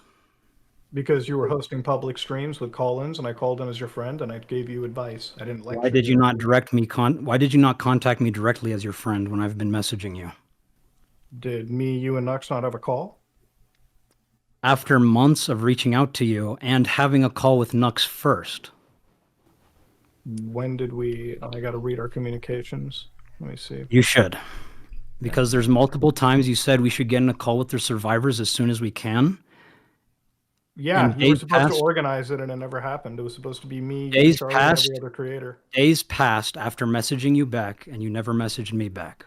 Okay, you were supposed to organize this call. I didn't know that I was supposed to be organizing it. I need to know your schedule. Okay, this is supposed to be a massive group call. You gave a schedule. It never happened. What do you want me to do? Do you It want me was to go clear- and call every other creator and organize their schedules for them too? It I was know my clear. schedule. I don't know theirs. It was clear people were not responding to the mass call. Right. So we decided to reschedule. And what happened with that? We are waiting for Charlie to get back to us because we are going to fit it with his schedule. So then why are you putting this weird blame on me? Clearly it's on him. Well, I'm asking why you did not directly contact me, but contact us only in public streams. Let's see. I contacted you November 27th. You- Max, I've seen your latest Spencer? video. I've caught up with this whole situation. I have texted you. What it felt like seeing him on streams. You went on with Tommy and Lyrics and are sitting there talking to them when you literally haven't spoken to the other survivors. Hold on, can you put Max on for a second? I'm right here. That was snaky as fuck, dude. Oh, I'm coming after you, Mutahar. I- Stand no, back, I stand back. Spencer, can you tell him what you felt? You are literally just a little snake Because hiding it behind her, literally- dude. That's Can you disgusting. listen to me? Can you listen to me? It was so fucking heartbreaking hearing Muta sit there and say that, oh, if this is fake, then I'll gladly put money towards Camden's defamation trial. That, But I thought you said it's fine with saying it's allegedly. Now all of a sudden, there's no like other side to the story. how do you feel? How do you think that it makes myself and the other survivors feel when you're saying that? It is okay to think that, but you're going publicly and saying that to everybody else when you haven't spoken to the others. I'm just trying to understand, why would you do that without talking to us? Well, I've spoken with is Max. literally Max is the your most- representative. Max is supposed to be the one bringing the story across to everyone. And yes, if in the case that everything is actually... Why is it your my job? Because you're the one What? who's spearheading What? this. You're the one spearheading it. What do you mean? Fine. give Okay. it why is it to- your you- job? Because you're the fucking person who's running the investigation. This is your case. Investigate this as well, and you haven't. Yeah, why are you putting it all on me? Like, Because it's your You're case. the fucking one bringing it. Why are you absolutely. talking about I am the case? first one. Yeah. I- You not are want the to be the only only one. You haven't I'm the convinced only one. anyone to come Well, on then you are board the only yet. one. You haven't convinced exactly. That's You haven't because made you any- haven't been listening to them. That's because you haven't been giving anybody anything to work like with. this for months. Yeah, and Why- I've had a Muta, 2-hour-long why- call, and I'm Muta. not moving anywhere close to the situation. Muta, In fact, why can't you take initiative to talk to other survivors? Well, I'm talking to you right now more than anybody else. Well, you can literally go into the general chat. I'm not in and that server anymore. I've had to leave that server because of Max's mega folder that I am going to question you about, by the way. At the same time, while we're talking about this, and Mutahar is coming up and stuff like that, and you're saying that it was unfortunate to see what Muta would say about you on a live stream, why was Max telling everybody that Muta saw the evidence and using the clout capital that comes with that to try to get people to believe it? Like, It's Muta's seen it, it literally must be saying good. that there is evidence there, even if it's unsubstantiated at the moment and he doesn't know the context. Like I said, he could have gone in there. Well, Muta and has to gone come out and into the general and clarify outlined that it. it's not actionable because now it's attached to his name. People are looking at it as this is Muta approved. Publicly saying he's seen some of what we are showing. When you make me sign an NDA that's with the victims, and then you used me as clout capital to describe that I've seen the evidence, therefore it must be substantiated, I have to step in and say, I'm not making that claim. I saw the evidence, yes. What Is it evidence that's... What is that? It's what you're asking for when you're asking for Anthony Fantano and you're asking for Joe Rogan. Nobody asks for Joe Rogan for altruistic reasons. You want other people to say that you're doing a good job so that nobody questions what you're actually doing. That is not what I want. Well, That what do is you not want? what Because I they want can't at show evidence. So what could you possibly get from them other How than... many times do I have to tell you? You can show evidence. You have to get approval from the survivors. Where was your approval? Because for that their should have been your... protection. Then clearly you haven't been speaking to your own survivors because I guess you didn't have any fucking approval to put it in any of the 3 videos that you released. But on the 4th video, I'm sure all that evidence would have been there. I have gotten approval from every single one of them for everything I've shown. And for So everything for I'm all of doing. the nothing that And you've for shown, you've got everything I'm everyone's doing, approval. I've been getting their approval. I thought the NDA was because showing the evidence would cause it to be inadmissible in court. We had this discussion on your public stream. There's multiple reasons why we have the NDA. The most important is to protect the survivors and their evidence. If they want it shown, then you are allowed to show it. If they don't want it shown, then you are not allowed to show it. It's that simple. Well, evidently, I've done more than any other influencer, and I've spent 2 hours of my life in this call, and I've tried to get to the bottom of this. I've tried to get into it, and as combative as this call has been, I haven't shifted myself closer to anyone's side because there's just nothing compelling that's been thrown in this direction. It's all a testimony, and it's all there. And yes, I personally do believe that there has been some malfeasance. Is there proper evidence of a cult that I've seen? No. Is there proper evidence of people being actual pedophiles in this? Haven't seen a full confirmation of that yet. And there are a lot of issues beyond just everything that we've discussed that has now been circulating because of your mishandling of this case on your subreddit throughout the internet that is bringing more doubts into this entire situation. So no, this is not on me. This is not on anybody. This is entirely on you. And I've done my part. That's really childish to say it's only on me. No, it's childish to Not lead anyone 8 else, women to slaughter not because have your anyone ego else is too take big. responsibility for their actions. Nicholas, we asked you to platform us after you platformed counter narratives, and you refused. Max, I run a how is show that called not Rape your Review, responsibility? okay? You don't want How your is that fucking, not you your- don't want your 8 victims on Rape Review. They don't belong on fucking Rape Review, okay? I'm an entertainer who says stupid shit online. I absolutely cannot platform people in a situation like this. It's out of the realm of possibility for Except anything that I should be counter-narrative. doing. Except counter narrative. Oh, I'm sorry. Was Just the not the was the primary 3 source? videos of yours that I watched not your narrative? Was that Cameron's narrative too? Has he infiltrated your cult? What are you talking about? I watched your fucking videos, Max, for 4.5 hours. How is that a counter narrative? You platformed counter narratives, but you were not willing to platform the survivors. He That is platformed called your milieu videos. control. That is called milieu control. It is No, that one is of called 8 knowing my criteria. limitations and knowing what is It is appropriate. one of 8 Clearly something criteria. that you are unable It is- to figure out for It is yourself. one of 8 criteria to be defined as a cult, as laid out by Robert J. Lifton. Okay? That is milieu control. Am I being fucking punked? Is there a camera somewhere in the room? Is this a fucking joke to you? It seems like it's more of a joke to you. Because I'm the one doing all the fucking crossing the T's. But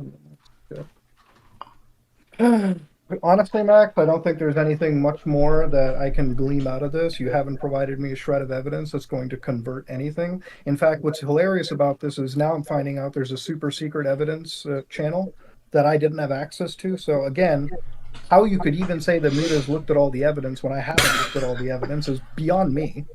And again, I'm putting this entire situation on you because you're the one that brought this to the platform. You're the one that's talking about this in such a in such an illogical manner. Not That's misinformed, more to you. illogical. That is more How's to that you. mean? Did I make Your a video on this? case. Did I make a video on this, Max? Did I? You have spoken on live streams. I've spoken on your live streams, Only mine? and I've spoken on My live stream. Yeah, Nicholas's live stream. And who else? Tommy C. Yeah. And who else? Oh, by the way, you re-victimized Tommy C, a CSA survivor, with the QR codes that I had to look through individually and read. That's Why? Because he another criticized your situation. YouTube video, Max? That was So that he was can totally tell justified. me to suck his dick and call me a pedophile, but I can't do that to him in a QR code? Are y'all being serious right now? This is such a joke.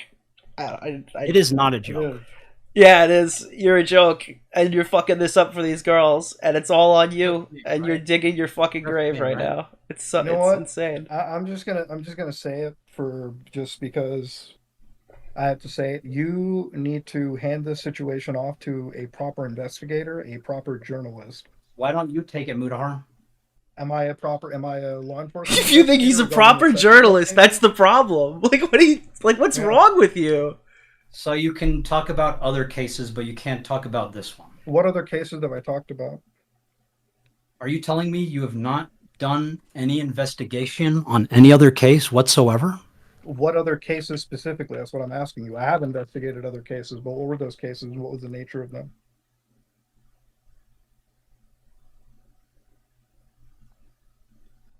You know you're like a pedophile hunter, right? You like do this? You've covered quite a few cases, but for some reason you're telling us that this one seems particularly difficult.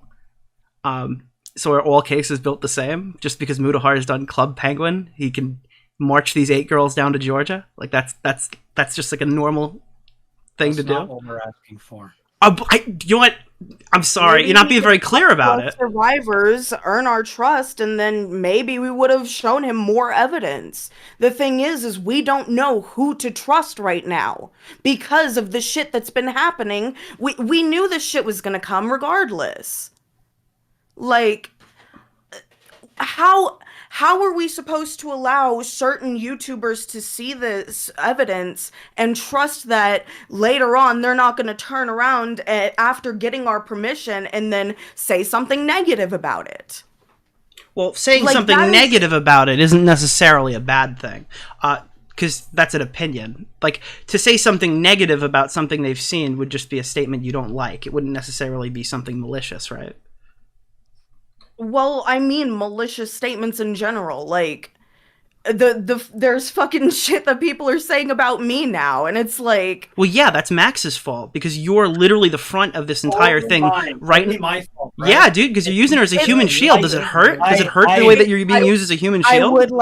I would very much like to point out that Muta going on to Tommy C and lyrics, that brings more people that dislike that dislike Max out.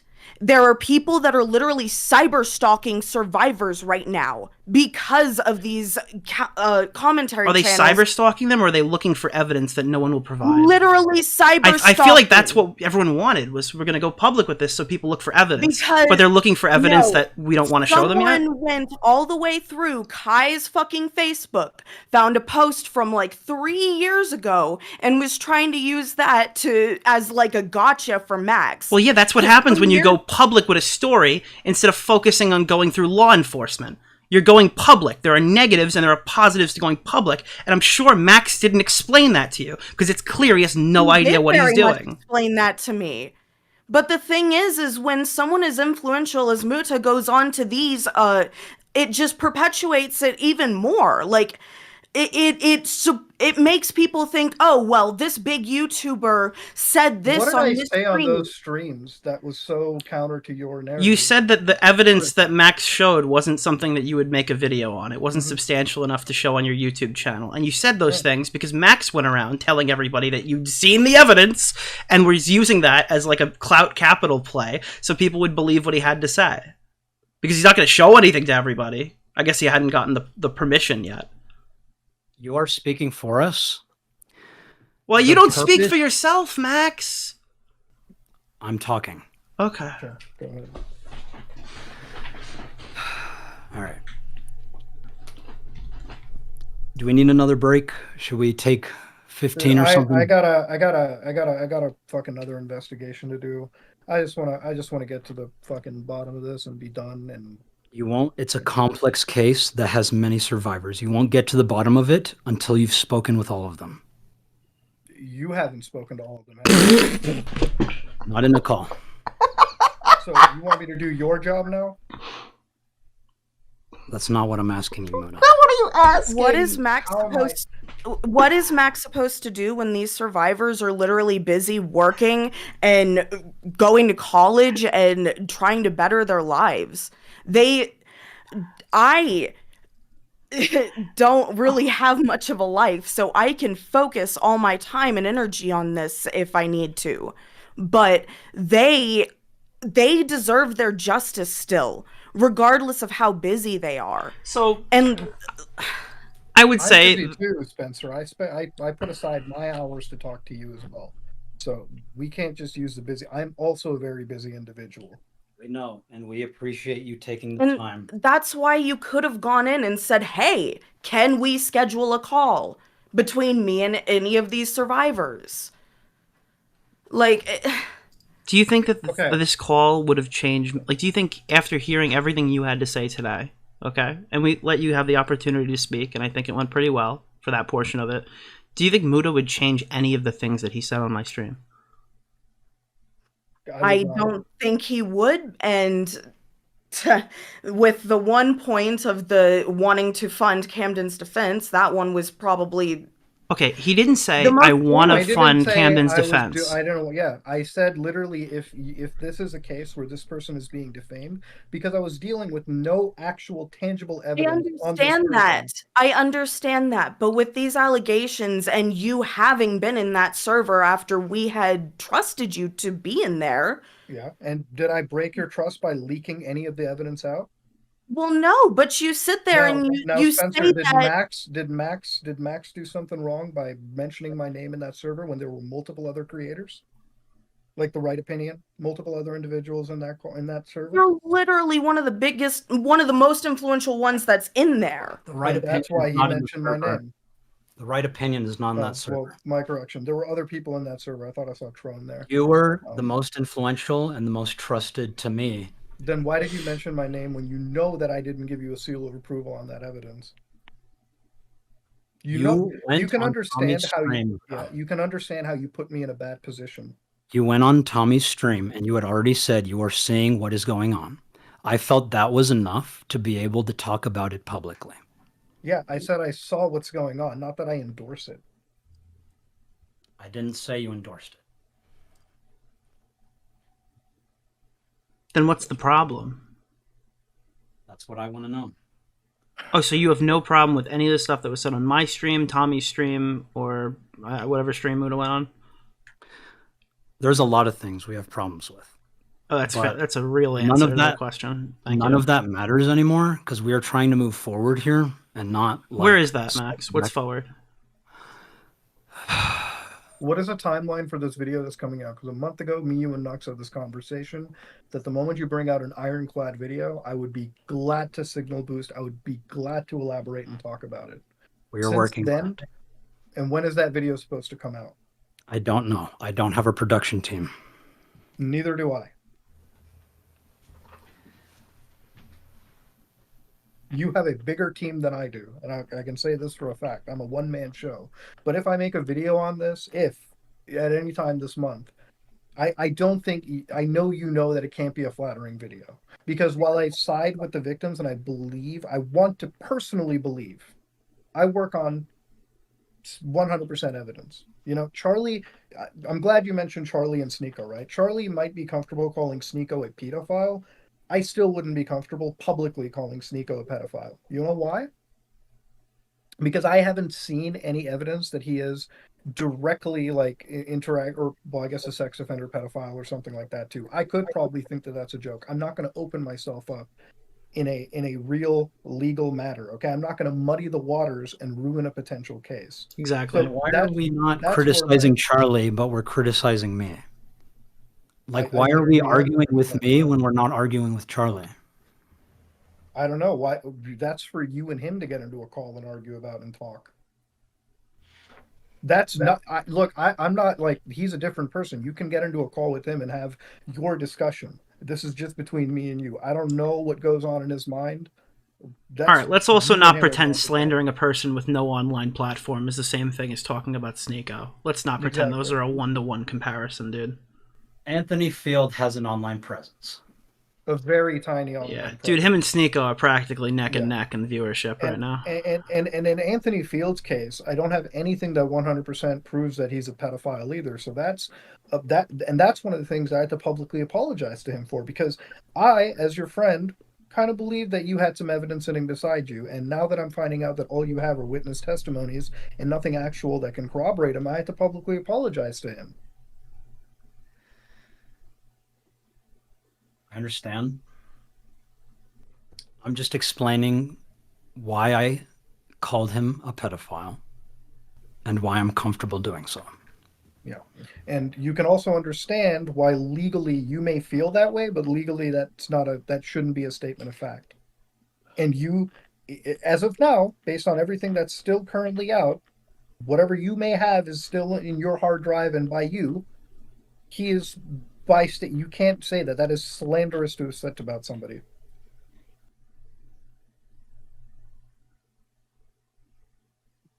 But I think all this is really besides the point, honestly. I think the last thing I have to talk to you about, honestly, and this was the biggest point for me, and you knew this was coming, was that mega folder. Because your explanation doesn't hold weight to it, Max, and it's a really, really serious allegation that I've been receiving countless DMs about over the last several days, from not just random viewers, but from actual larger creators as well, too, in regards to that folder. The position this puts me in is really, really like, because I have been not co-signing, but I've been friendly on your terms, and people contact me, Nexpo, Nick Crowley, a lot of these people in regards to you. So I want to ask what the story for the mega folder is. Okay. Like I explained, the mega folder and why it was publicly available was evidence of predators. This includes them masturbating on camera while I am telling them I'm a 15-year-old girl. Okay. This was made available so that people could see that these videos, even if there are fictional elements, this part is real, and this needs to be taken to law enforcement. If it was sent to law enforcement by Mega, then it is serving the purpose it was intended for. But see, the problem with that statement is the error message you got was because one of your files triggered a known CSEM hash.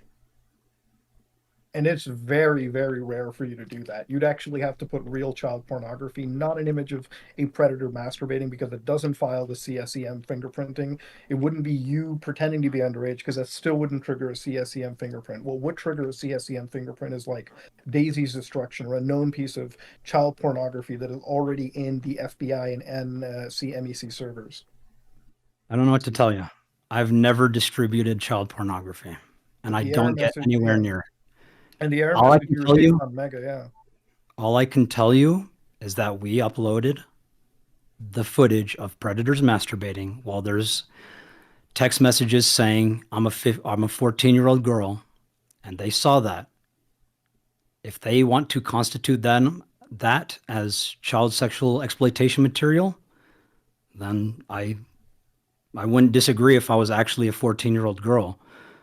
But No, but you're not getting the video that you would have to be hashed by the FBI or any of these agencies as actual child porn, and it would have to be put into a server. So that would be confirmed material. They would never trigger a hash on something that was just, I could pretend, oh, I'm like a 12-year-old girl or something, and like upload a video of myself or some shit, and that would never trigger any hash. The hash is only triggered because it's directly compared to an actual piece of illegal video or photo uploaded. If I could interject for just 1 second, how do you know what was? Did they notify you what videos triggered this or took your account down? Yeah, the hash in particular, maybe. so, like I said, I don't have access to the account that was used to make that mega. I sent all of my evidence to a member of my team. It was a non-hacker, and they uploaded it and sent me the link. So for all we know, that person could have posted something that triggered I doubt it. They abandon all their accounts after they upload shit. But and I checked the Mega Drive link. It only had just the evidence. That's all I can So tell that you. Mega account wasn't yours then. Correct. I mean, if a CSEM hash was triggered, whoever you worked with absolutely uploaded child pornography. I don't know what to tell you. I don't believe they would do that, but It's not whether you believe or not, it's what tripped the CSEM hash. I mean, but at the end of the day, like, you're saying there's no way it could have been tripped by just me saying I'm a 14-year-old girl and Mega No. looks at that? no, because Mega doesn't actually look at the video file. Those videos are encrypted. They check a pre-computed hash on upload time. Okay. Well, I can tell you if I was publicly distributing child pornography, the FBI would have arrested me already. Like, I don't know what to tell you. Like, they asked me questions regarding like Anthony Field's tweets, and why he's accusing me of being like a pedo killer. So you've had a meeting with the FBI. It wasn't just like a. It was not a meeting. They left a card at my gate. I emailed them asking, yo, what's up? They said there's been some allegations about you on Twitter. They didn't say Twitter specifically, but I showed them like the screenshots of I was sent the screenshots of Anthony Field accusing me of being a pedo killer on Twitter, and he's adding the FBI repeatedly, just posting pictures of the subreddit, and my videos. I talked to a lawyer. He just said, don't talk to them. And that's what I'm doing. Well, honestly, there's not much else to really discuss. I have a few questions if that is okay. Sure. Yeah. Yes, but I would like to ask Muta, who's been asking about the Mega Drive stuff? Totally Everyone. confidential. Every creator? Just confidential. Like, I'm not going to give out names of who's been messaging me here. It is about me. Like, I would like to know. Yeah, well, that's... Mood is not the FBI. He doesn't have to tell you.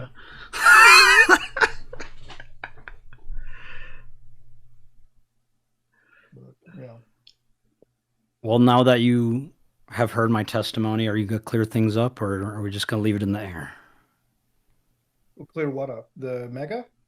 Yes, because I would mean, like to clarify to anyone who's asking. Me, honestly, I would I don't know if it was owned by you or your friend. That's what you're saying. The story, like, you see, that's where I work with, right? Like you said, somebody else owns it. I don't know if that's true or not. I'm gonna wait for whatever law enforcement agency has been tripped up and wait for them to finish an investigation. That's not for me to decide because I don't have all the pertinent facts anymore. And I'm not going to speak to any creator on the behalf. I haven't even responded to anything. That's why I wanted to just talk first and figure things out. Honestly, I'm not totally satisfied on what I've heard, but I'm not going to continue to discuss with anybody else about things that aren't in my purview. Okay, so you don't believe me? I mean, I listened to your statement. You said that you don't own that mega account. I don't know if that's owned by somebody else or not you. That's the thing. I don't believe you. I feel like if you didn't own the Mega account, you would have said that initially. No. I wouldn't have just found out. I mean, I already explained it to Muda in text. But why did you went on a public stream? Hold on. I also let me read this in text. Let me read. I also explained it on stream multiple times. You said it wasn't your Mega folder? Yes, and I've answered this question to a few others, and I've said the exact same thing. All right, I stand corrected then. That clip isn't publicly available. Let me just read what you've said to me. Is that okay? Can I repeat what you said to me about the mega? Yes. Okay. You said the mega pertains to previous videos. There were multiple predator dick pics and videos of them masturbating, specifically for law enforcement. Let me grab the video. I timestamped an evidence of what was included in the drive, which was the full video of Italian come for you masturbating when I was messaging him under the guise of being a minor. Any other examples from the video? If the mega is taken down, what exactly did they say? I am not in charge of the drives. It was someone on my team who would distribute the evidence I documented. I only linked the drives after everything was uploaded. Okay. Yes, that was somebody on your team. So I don't know. I would assume that you should have some. Did you not get an email from that team member at all about this? Or you were just not in communications with them? It was some anon named FF. That's all I know. Okay. The thing is, you're linked to it, and you're telling me one thing. I don't know. I understand. If I get arrested for the FBI and am in prison for look, I'm not saying anything publicly, but the thing is, it's this entire call, and this is what's really rubbed me the wrong way. Okay, the fact that throughout this entire situation with evidence, with witnesses and whatnot, that I'm finding out that there is evidence, you just haven't established timelines. It really feels like you haven't put in your full effort into this case. And I've set aside time for this, right? I've discussed this with you. I really don't appreciate when it gets flipped onto me. I didn't set aside more time. I've probably put more effort into this than any other creator that you've DM'd. So I can only imagine the fucking level of dislike that would happen for another creator that is in this situation.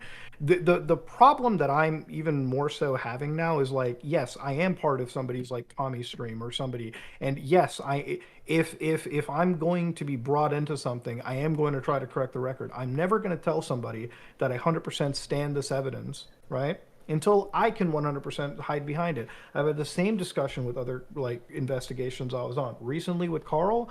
Carl is comfortable making really heavy accusations. I am not, because I need to have something 100%. Even if, listen, let's just say that Camden Gerard Davis is almost 100% guilty, right? The thing is, in this situation, there is not enough evidence to truly understand the scope of this, aside from eyewitness testimonies. If we're going with, or not eyewitness, but eyewitness testimonies, whatever, we need more substantial things. If you're bringing up a cult, we need to understand what this cult is. Right now, I have a merch link, but I don't have anything else that's about this cult. That's the problem. When we hear hundreds of people have been victimized, these things all need to be corroborated and substantiated. But it was hundreds and hundreds and hundreds, yeah. So we're at least 600.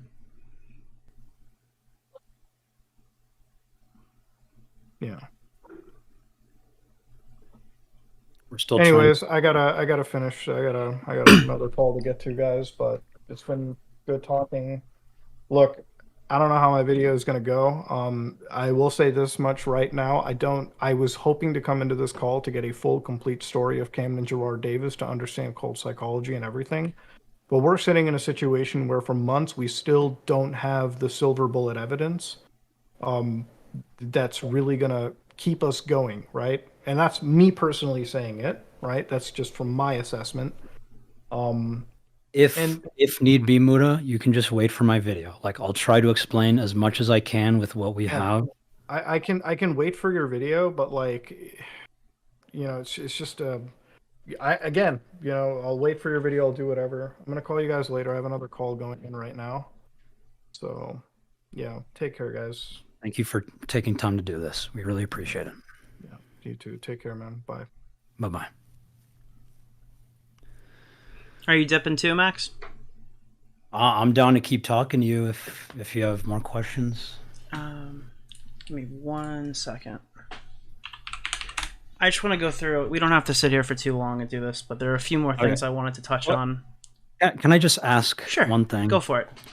So what was the thing that set you and Muda off that y'all did not like? It was a combination of the 10 hours of reacting to every single thing. I think your last stream was probably the worst, in my opinion. That pissed me off.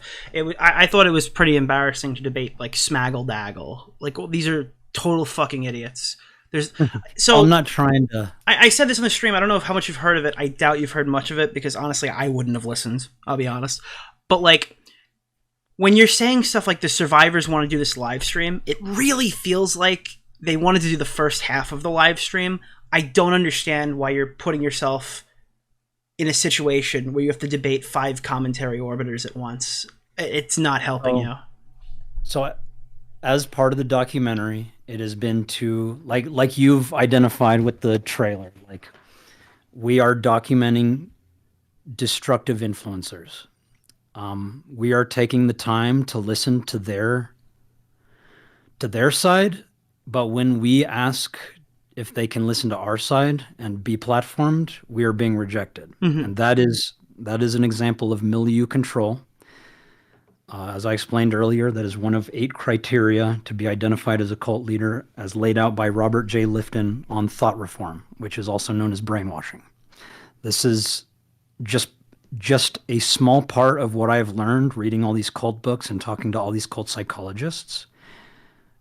We are documenting everything. Like, this very call is being documented. Okay. We want... Yeah. All right. Questions. I want to just throw this right over to you. Is there any substantial evidence that led you to claim that Magnetar Anthony was doxing you on Kiwi Farms? There is cross comparisons between the videos he used in MamaMax is a manipulator, or whatever he called it, and the Kiwi Farms leak on me. The same videos, the same pictures. They could not have gotten any of that information without reaching out to someone who knew me, which was Anthony Field. Additionally, he's also okay showing my full driver's license. Well, he in didn't his show your video. full driver's license. He just showed your name and date of birth, and he did that because you were being accused of lying about your age. Well, and you told everyone, regardless- "I'm Max Stryker. Look me up. I have nothing. I have nothing to hide." And that wasn't your full name, was it? No, it is my full name. Was it was that your real? Was that your born name? You were born Max Stryker. It was not my birth name, no. Okay, so when you say "Look me up, Max Stryker," I have no records, and people go, "Oh, boy. That's the point." To state if you have committed a crime and have been charged for it. I also just went through a name change process. Yes, and also documents follow you even through a name change. Sure, So but a social media footprint might not.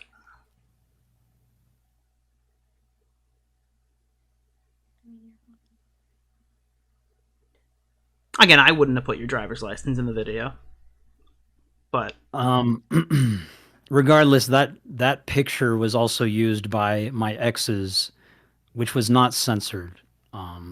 Okay. And people found my mother's house through that. Well, I'm very sorry. I've had similar things happen with my family. I'm all over Sucks. Kiwi Farms. I'm sorry. Oh, I'm sorry, It's man. all right. I fucking in this drama space that just fucking happens. It's whatever. So a few different things. I'll keep it short, obviously, but a few specific to you things because other people are asking about other investigations that you've done and stuff like that. And I was a bit curious in regards to your process, especially knowing now that I guess we've kind of tested the limits of what you can do because this is something that seems a bit out of your comfort zone. I think that's the nice way to put it. So recently, people have been saying that your investigations kind of skew the line between fact and fiction because they're finding things that you've created as context for the video.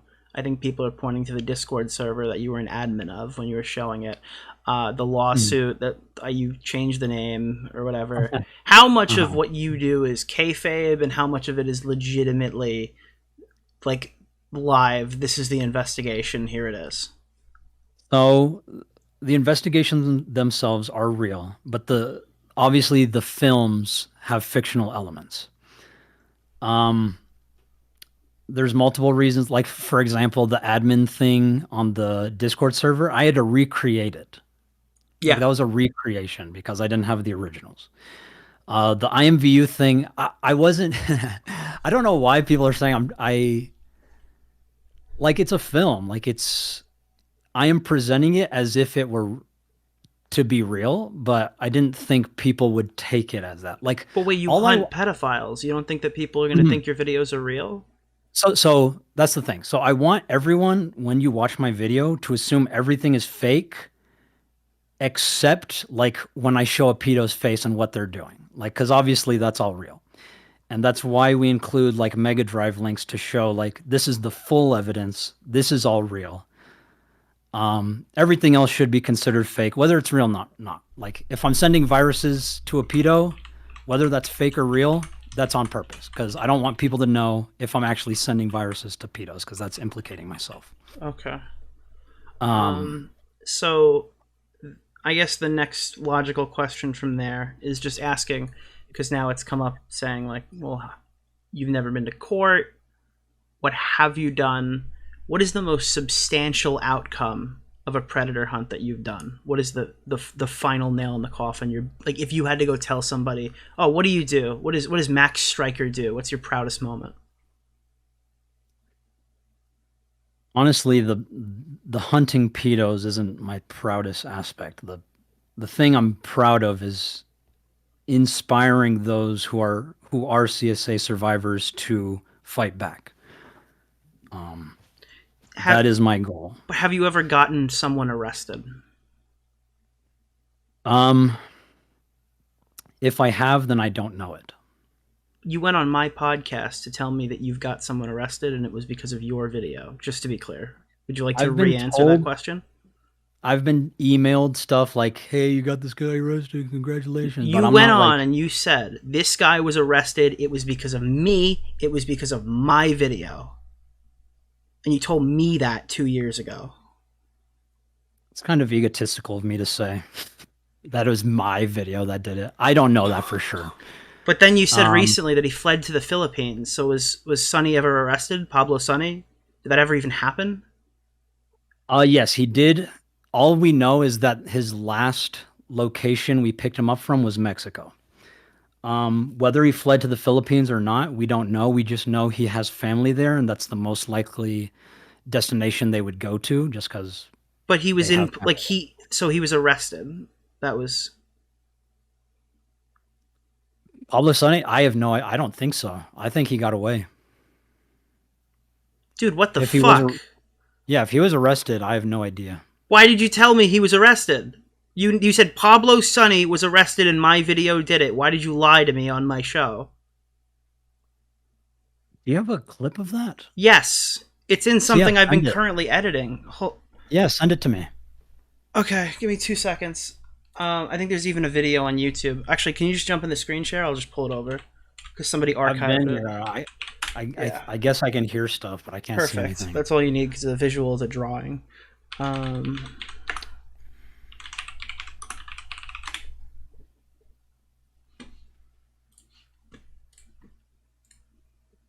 Okay, here you go. This is the two clips, contrasting clips of Pablo Sonny. Okay, so obviously one of them is in December 29th, and the other is, December 29th, 2021, and the other is November 27th, 2023. Okay. Okay. What is your primary goal? Is that then? There's no. What's your other? Well, I guess the question is like the next getting at is like, okay, so you want to enact this change. What do you hope is the eventual result of your video?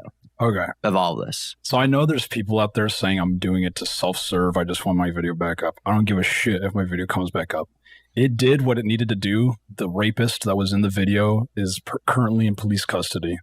And was that as a result of your video, or was that prior to the video? Yes, it was because of the video. Right. The video was about IMVU and this one predator. I made it about him and him alone. IMVU is a game, right? You played the game and you exposed this guy. Yes. Do you mind walking me through the chain of events that led from your video to him being imprisoned? Yeah, so I dropped the video. The end of the video is a call to action. Usually all my videos are a call to action, like find him. And we did. So in this case, find him meant like you didn't know who he was. You wanted his doc so he could go to jail. All we had was his face and his voice. Right. And out of that, I said, find him. And then within 24 hours, we found him. And then I started social engineering all of his friends to give me his information. And they did.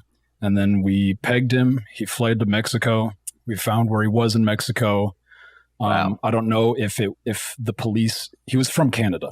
So I don't know if the police asked him to come back. As all terrible people are. Mm-hmm. I don't know if the police asked him to come back or he went on his own volition or they forced him to come back. I don't know any of those details. I just know he went back to Canada and was in police custody for a certain amount of time. So you lied. So that was what I was told through Instagram posts when I was in contact with his friends. You didn't remember that until I showed you the clip? You didn't remember that, like, this is your biggest crown achievement, that you got a pedophile arrested? I didn't remember the details, no. I just remember he fled to Mexico, all the police custody shit. That was only shit I was told. I couldn't verify any of that. So you just got on stream and told everybody it was me, I did it, MamaMax, #1. Yeah, that's not cool. You can let people know I think that. Thank you. So that was one of the major points of contention. Last question. This is an ethical question, one of my favorite types of questions. In your previous investigations, what have you done to ensure that the evidence you're passing over to police is sufficient to get, prosecution? And what precautions do you take to make sure it's usable in a court of law? So with Wayne's probably the best one. We literally had him in a voice call. Like it's like the Mega Drive. Like it's literally us saying we're 14 years old. He's saying, "Yeah, I want to see your pussy. I want to see I want you to ride me," and shit like that. To what he thinks is a 14-year-old, and we verified that by telling him I don't know, I'm young. I don't know, I'm only 14. I think that should be sufficient to put him in prison. But the law says otherwise, I suppose, because as far as I know, he hasn't been imprisoned, and people have been I received an email that someone was going to talk to the deputy about why he hasn't been arrested. And I'm also actually going to start interviewing police local to me as to why pedophiles don't get arrested, because I know they all want to arrest them. It's just the law binds them.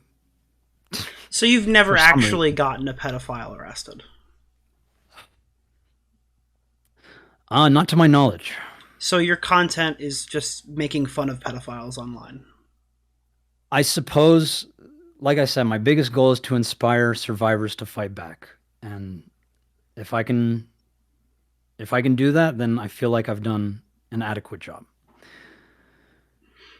All right, dude. I don't think I have really anything else. Let me do one more quick jump around. Nope. I think that is more than sufficient. So I'm probably going to dip out.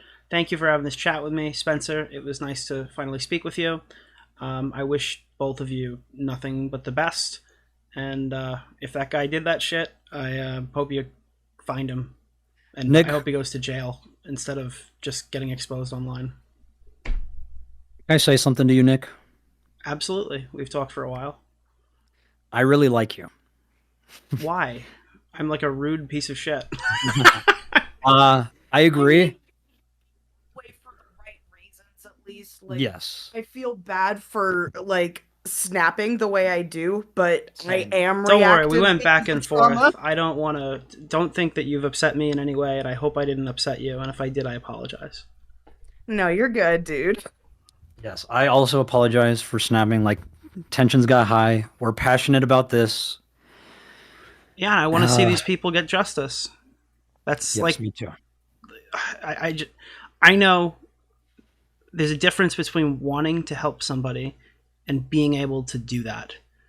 And Yes. I know if I could magically snap my fingers and help all of the people who are working with you, I would.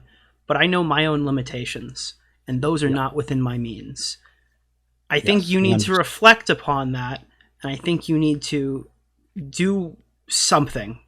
I don't know what that is. I wouldn't have found myself in the position that you're in, to be honest. I don't envy the position that you're currently in. But what you're doing right now is not working.